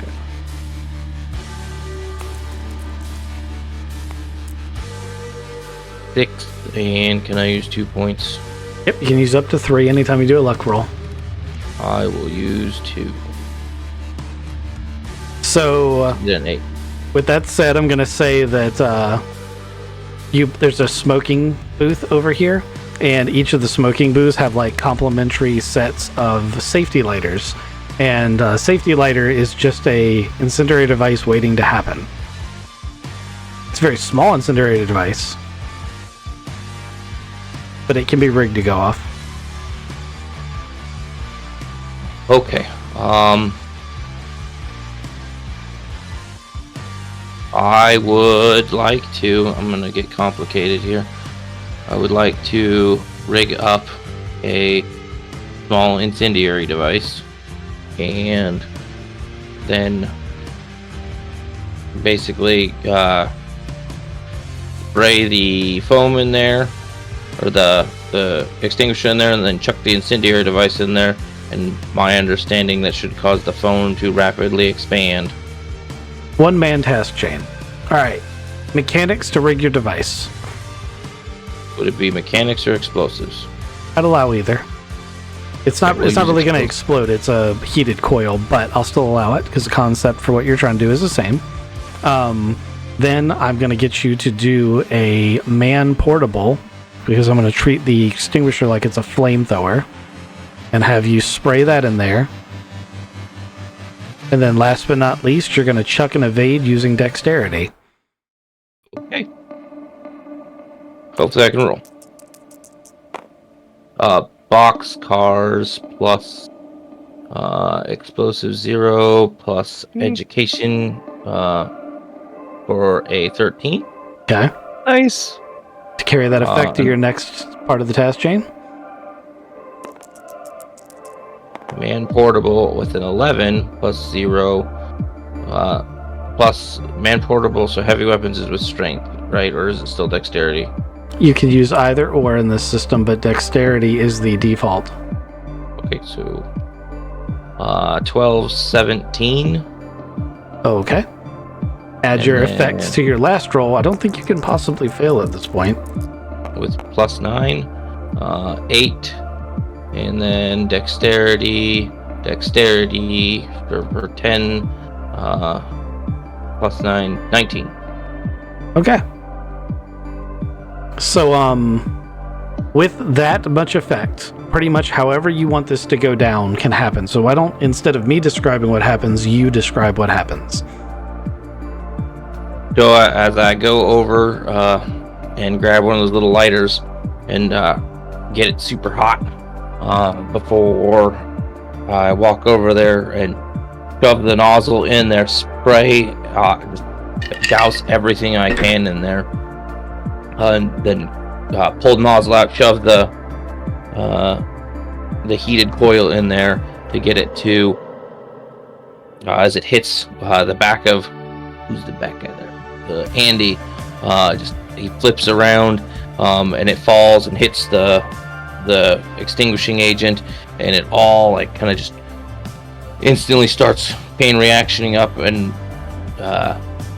encasing all of them in that foam stuff so that they like can't move that easily and like are disoriented and whatnot, and keeping them busy and freaked out. Yep, expanding foam is filling the room. It's like pouring out of the room. There's so much of it. They're slipping and sliding, and I'm just imagining Holmes is casually walking away as the police start swarming in. Yes. On the closet. That is the plan, yes. So the police drag them out. It takes quite a few minutes for it to happen. There is a brief bit of ruckus as they realize that these common burglars, some of them have pistols, so the police suddenly go from like a yellow alert to a red alert instantly when they find the firearms. And they're like pinning these guys down and like zip cuffing them at the wrists and the elbows, and you know, they're trying to figure out like, what are you doing here? Why are you trying to get in the closet with the weapons for? You know, just giving them the fifth degree right here in the hallway. And then they pull them up and start hauling them off to the local precinct area. And they do call for a maintenance drone, and eventually, if you wait long enough, a cleaning drone might show up. We're gonna skedoodle. Okay, that is way more gold than you could possibly hope to carry. Grab that. Okay. What can we carry? You can carry the whiskey? You can carry bottles of the whiskey, not Okay. the whole crate. There's probably so there are dollies in here. If you wanted to put these crates on dollies and try to move them, you could. Same thing with the gold stuff. Like, you could try to conceal it and you could wheel this stuff out of here. Getting it through customs is going to be the hard part. Like, you can throw a blanket over it or something and get it through the hallway. Or you leave it all there. Close the door. Right. You leave it out all there. You close the door. You take Vincent back with us. Right. You leave the ceramic pistol too, because that'll set off customs. And we just take Vincent. We copy the crap out of the chip. We put the chip back in Vincent, and then we make an anonymous tip that the other guys that want to get in here are hanging out at the Wild Ride. The Wild Ride. We go back. Vincent doesn't know that we copied his chip. Vincent thinks we're saving him, and then like we tell Vincent, hey, we had to knock you out because like this was gonna happen.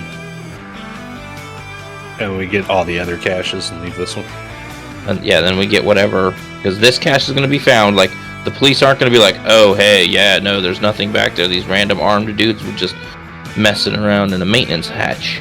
Like, they're going to find this room, and they're gonna want to know more. So we serve these four and Doubloon and everybody up on a silver platter for the cops, and they stop looking for Vincent. Or we give Vincent over to Doubloon, but we have everything copied. And then we say, sorry about your mooks, but they're dumb.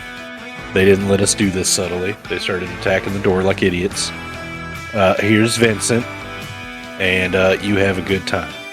And then we let things go. Well, he'll take the caches. We don't want to do that. Is there customs between here and the Wild Ride?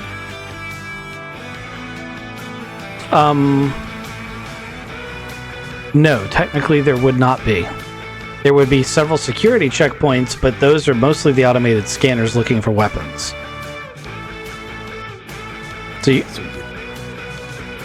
So like the ceramic pistols can pass through them. We've already proven that. Laser carbines, if they're powered down, could probably do it. So we take the good pirate captain his gold back? Is that what you're suggesting? Bring in some gold, say no hard feelings. Hire better people. Here's some whiskey.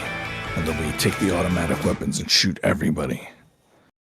We just start blasting in the wild ride.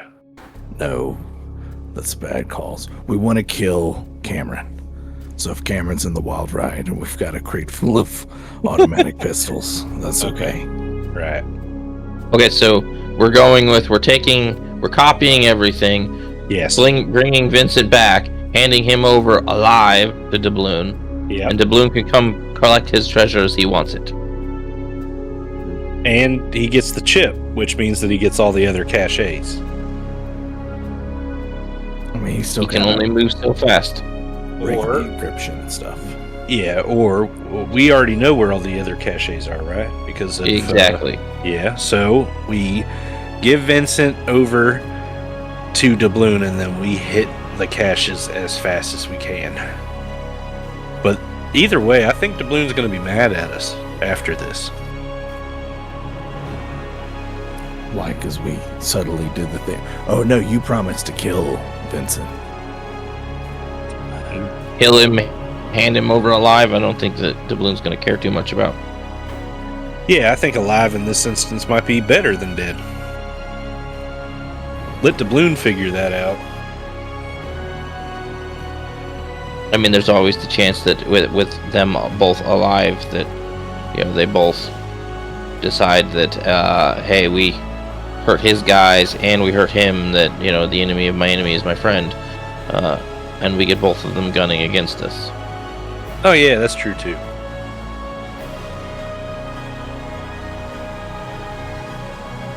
And so we're killing this Vincent guy. Where are you guys at while you're having this conversation? I think we're going, if we're not back already, to the Perfect Stranger. That's where we were headed, and we're all talking about this, carrying a limp body. Well, that's actually what I was about to point out. Is you might be able to weekend at Bernie's him through the hallway, but when you get to the customs entrance for the Perfect Stranger, they're gonna notice that one of the members of your party isn't conscious. Yeah, he got drunk. We were at the wild ride. It was nuts. Excellent. Deception check, please. Oh, I can do that. I sure can. Here we go. Not if I roll fucking snake eyes again. Second time tonight. What the hell is that? I took all the dice karma today. Good, get the fuck out of here with these dice.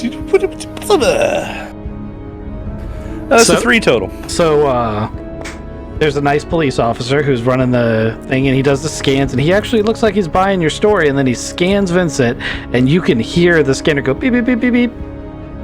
And his whole demeanor changes, as do the other 2 officers with him. And he's like, who did you say this was that's with you? This is one of your crew members? Oh, no, that's not one of our crew members. We picked him up the wild ride. He's just way too drunk. And you want to take him back to your ship through customs? That's what Captain said. So, I'm going to need you gentlemen to come with me. Oh, shit, where are we going? We're going to go sort down some identity issues. This gentleman with you has quite a warrant out for him, and you may be in the process of trying to smuggle him off the station. No, we ain't smuggling nothing. We didn't try to smuggle him through here. I'm going You can take him, fuck. I'm going to have to insist that you come answer some questions at the precinct. Damn it, I don't even know his last name. And they haven't drawn weapons, but they've definitely made it clear they're not asking. Go to the cop shop. So, I assuming bet there's donuts. assuming you all go willingly, they take you down to the local precinct that is not the same one that they took the other guys to, because you're halfway across the ring. So it's a nice little office. It's I mean, for a space station where space is at a premium, you got to realize it's like the size of your kid's bedroom on one side, and then there's a interrogation room that's the same size on the other side. So it's not big, but on a space station, that's a decent size.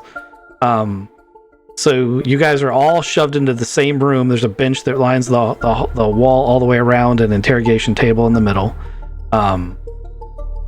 They handcuff Vincent to the actual bench, but they don't handcuff any of you. They even offer you guys coffee. Oh yeah, sure, I'll take one. And Hey, we know Governor Alto too. interesting, you're friends of the governor. No, not friends. We were judges though. You might have seen us a couple weeks ago. We went down and never mind. It doesn't matter. Oh, you're one of them. One of them. Yes, the outsiders who came and decided that they were judge, jury, and executioner down on the planet. We didn't decide that. The governor decided that. We didn't actually like the governor, did we, boys? He was a bit of a dick. The patrolman or the customs officer is like, I'll be back. Have a seat. And he leaves. You feel like mentioning the judges definitely triggered some negative connotations with him. Yeah. Local law enforcement, being as territorial as they are, probably are not super fond of the idea of the judges. But the judges are all on planet, right? Not here. They're still basically local law enforcement couldn't do their job. Let's call in random people to do it. I'm trying And not to follow. I figured like local PD on the station really isn't in the same league as worldwide planetoid or citywide planetoid. But there's still law enforcement, and we were basically told go judge, jury, executioner, which is authority they don't have. I'm tracking. I'll get you. I mean, that's just my opinion. It also runs Maybe they want contrary. to be judges. It also runs contrary to the motto of most police officers. So that sort of thing, while it was expedient for politicians to do it, is probably not sitting well with the actual law enforcement locally. Right. It also has changed the perception of the public towards police officers, so it has made their lives significantly more difficult. So they're probably not thrilled with the concept of 3 judges sitting in there in those cells. Also, they know that you're not judges anymore because the judge program's been disbanded. You guys were considered successful. The politicians declared victory and was trying to get you guys out of here as quickly as possible because they understand the negative connotation. And if we just stop getting sick. So, he leaves for a minute, and a moment later, a gentleman in a rather fancy suit, obviously some sort of detective or something, walks in, and he's like, "Gentlemen, I'm Detective Stevens, and I would like to ask you a few questions about this unconscious gentleman you are with. You said that you met him in the Wild Ride. There's no establishment in this facility by that name. Could you be more specific?" Nope. It's called the Wild Ride. And it's not an official establishment. Well, that's interesting. So, where would such an establishment be? Oh, come on. I'm not a narc. I'm not going to sit here and fucking tell you all of the shit. It was raided. What do you mean you don't know where it's at? All right. So you're talking about the pirate facility at the end of the main dock. Okay. Yeah, the Wild Ride. All right. So what was your business in there? We hadn't been under the impression that it was back in operation. We thought it closed after the raid. We certainly did a good enough job of closing it. We got it on good authority that there was a contact in there that we could talk to about, what was it, a shuttle or something. Anyway, it doesn't really matter because we met Vincent in there. He had a really nice suit. This was a couple days ago before the raid. Anyway, after the raid, I went back up in there. Vincent's all fucked up, drunk as hell. I tried to pull him out of there and just make him, he said he had this tailored suit. You see this suit? It was really nice. He got it on New Home. I'm trying to get a suit just like it. These look like laser blasts. Were you with him when this happened? No, we weren't there during the raid. He wouldn't have been shot during the raid, or he would have been in custody. I don't know. Wasn't there. Okay. Anyway, are we free to go? You can just take him and, me and my buddies, we didn't do nothing. Roll advocate. Shit, that's a -3. Kizik, I'm gonna borrow your blue dice. Okay. I got an 8. Okay. Hold on. With an education, that's a 9. Awesome. So technically, you're correct. You haven't done anything wrong, and if you don't have anything further to tell me, I certainly would be willing to allow you to go. But just understand that this gentleman is a very bad individual who knows very bad individuals, and if you have gotten yourself in over your head, I can't help you if you aren't willing to tell me what's really going on here.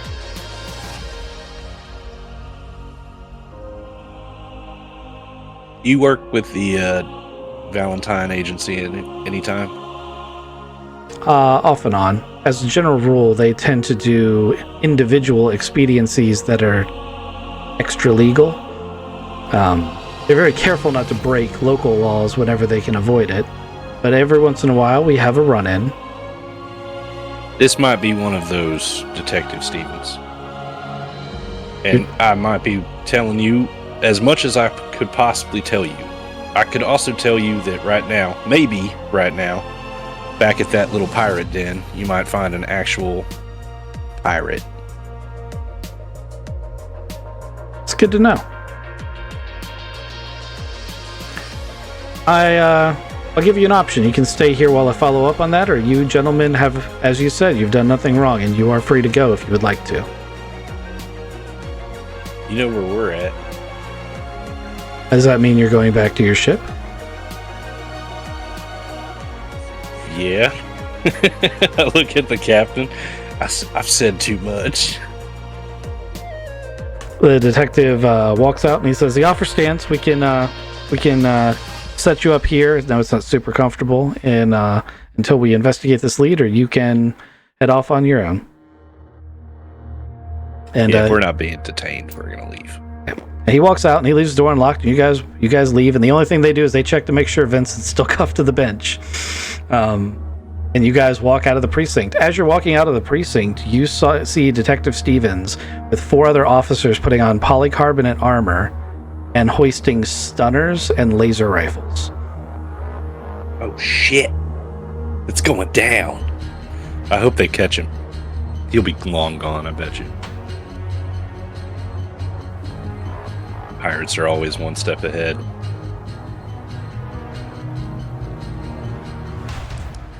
You should have told him about the secret exit out of the booth. I didn't know about that. No, that was just the back door. That's where that pirate went real quick.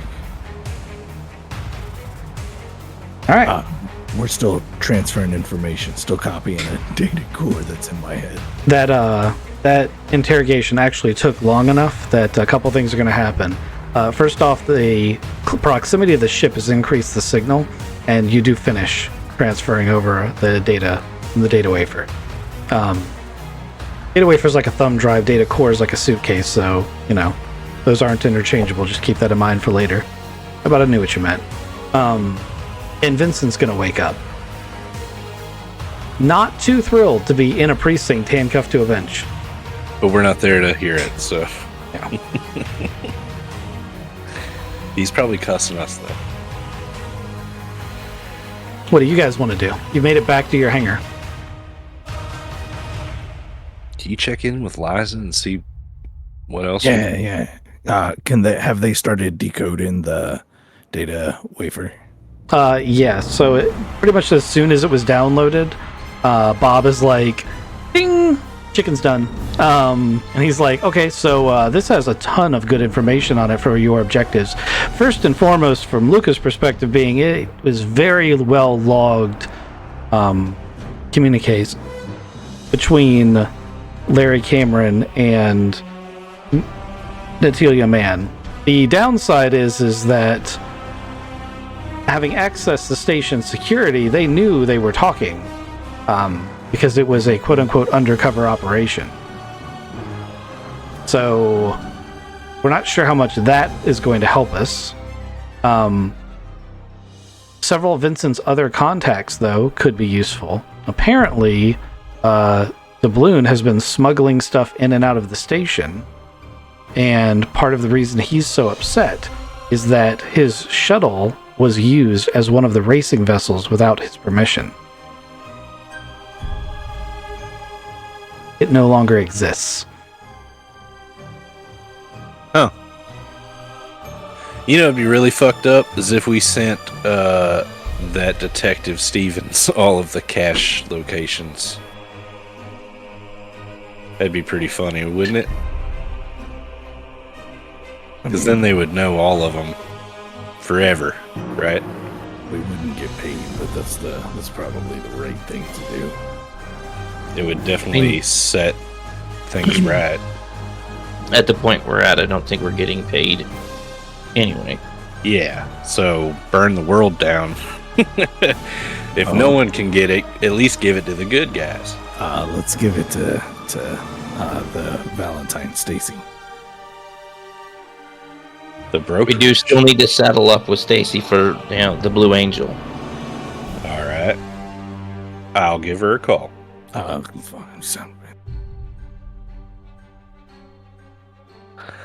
Bring. Valentine Detective Agency. How you doing, Frank? I'm doing pretty well, Stacy. How you doing? Well, I'm drinking because I vaguely remember, and maybe I'm misremembering, that I said something about bringing this shuttle back without a scratch. And what I'm looking at is an incident report from the local militia saying that their shuttle disappeared and then magically reappeared in their hangar, except it had been gouged by a pulse laser and was nearly cut in half.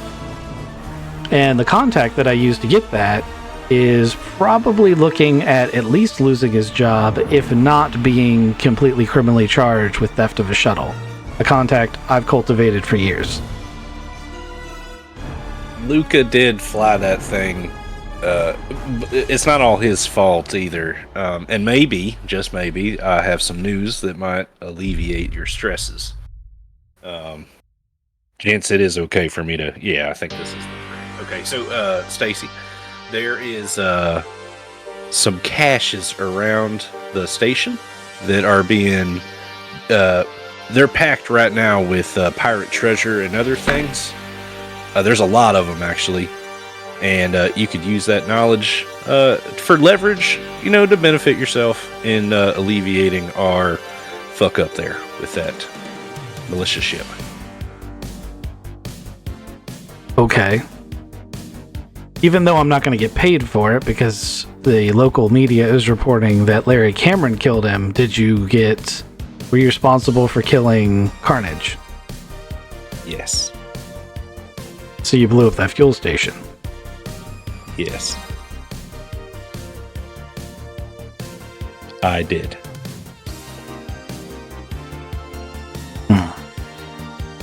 Well, that's certainly a lot messier than what I was hoping for. Yes. I am also aware of that. And, I was hoping that you and I would be able to work, I don't know, some sort of relationship out, but I gotta tell you, I saw a ghost of my past earlier, and then I focused on down with, a bottle in my hand. 4 raging dudes trying to get it at me. And I had to really think about my life, so I don't think you and I are gonna ever... Stacy, you're a great person. Thank you for being nice. Well, that's not the most awkward conversation like that I've ever had, but it's up there. Okay. But that's fine.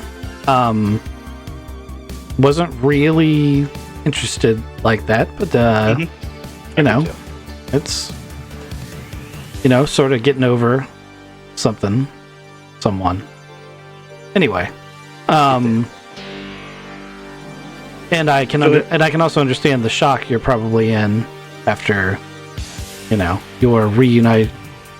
being reunited with your family. So that makes sense. What? But your family that showed up on the yacht. What do you know? She listed herself as your wife, Cindy, showing up on the yacht with your son. What are you fucking talking about? I mean, I know you two met together. You're seen together in one of the stations or station reception areas. Seen fucking? Because that didn't happen. Seen together.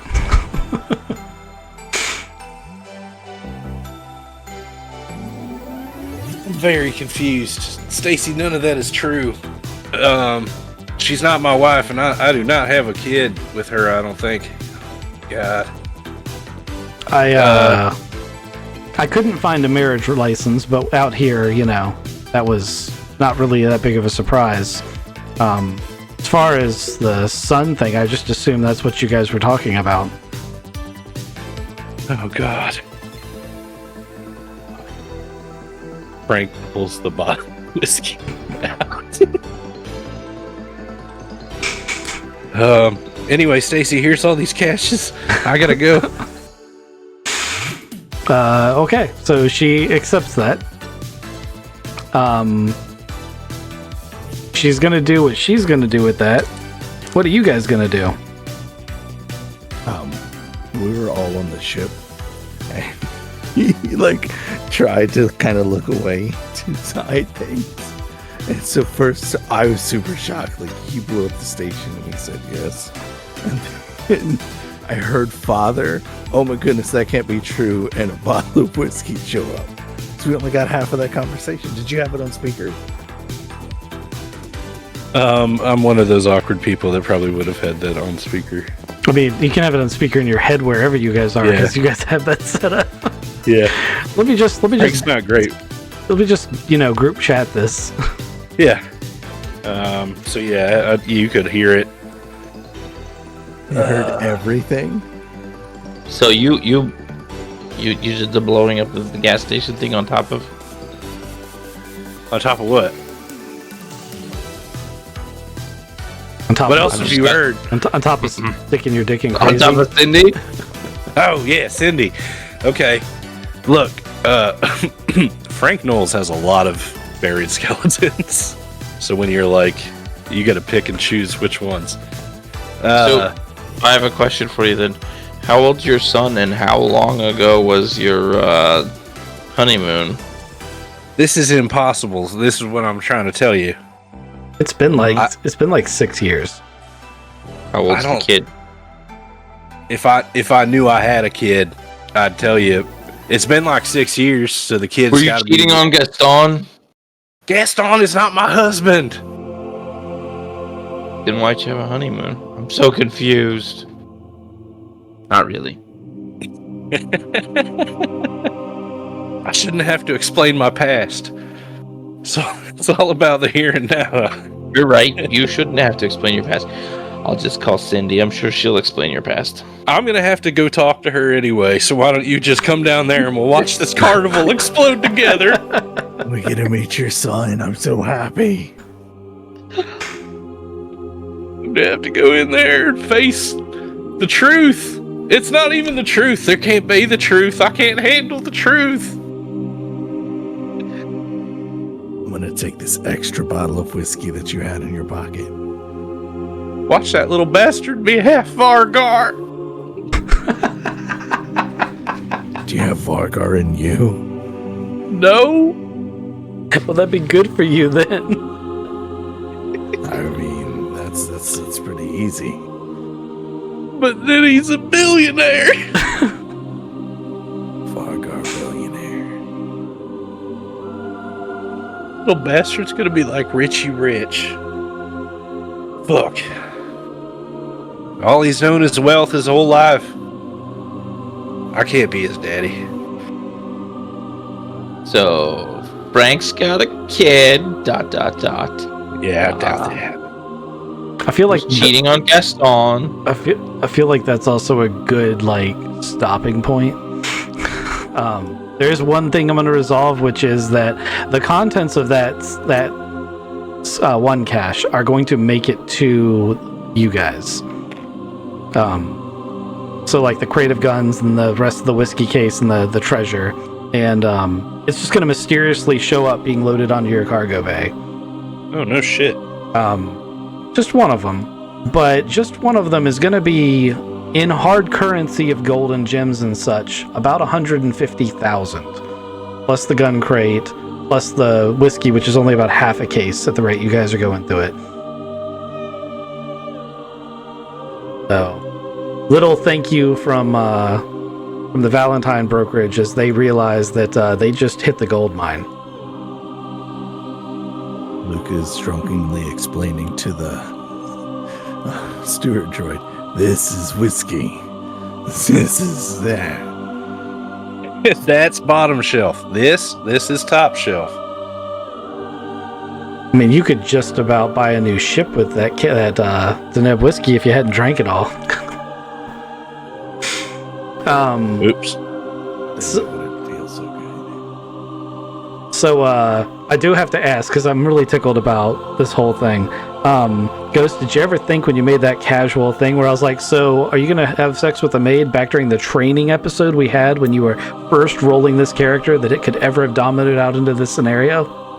No, not at all. I could have never imagined. I also really don't remember. So it is your kid. I don't remember.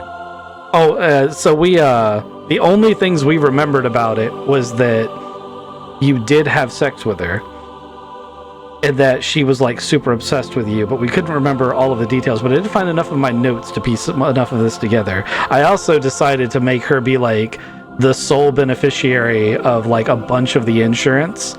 So she ended up becoming a overnight billionaire. But the only thing she wants to do is go off and, you know, marry Frank and live happily ever after with their kid. So it is Frank's kid. You don't know yet. I don't know yet. Dun dun dun. It's a robot. Conglomeration. Oh god. It's just a 6-year-old, like, yeah, not real person. Oh my god. Sack of potatoes and a baby head. You guys did a fantastic job of not resorting to violence in several scenarios where I was definitely tempting you, but it would have gone poorly. Yeah.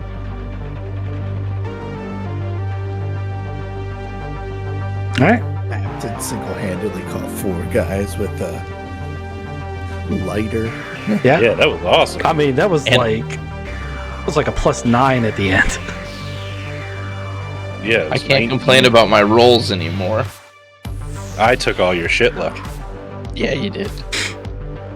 I gotta tell you, I was waiting because in one more roll, they would have probably been through that door. And I was like, they've got that ceramic auto pistol, which is really loud, but it isn't as loud as the laser carbines that they're almost certainly gonna grab. And just like as those guys poured through that door, I just knew you were gonna fill that whole closet with weapon fire. Yeah, in a blaze of glory. Well, it was gonna become one of those things where it's gonna be like, okay, so now you have a star level, to put it in terms of some of us understand. How do you get back to the ship? And if you're gonna have a running light fight, how do you get Aiden back? We don't. His new character is Cindy. Don't. I wouldn't give him that option because he would probably take it. Oh god. Cindy's 6-year-old kid. Oh, there you go. What are you guys doing now? Do you guys like Pokemon? Nah, you'd be like, I've got this blue grenade. I like to chew on it. Oh yeah. And play catch with it. That was not my kid. It was not. But yeah, Father of the Year, Kizik.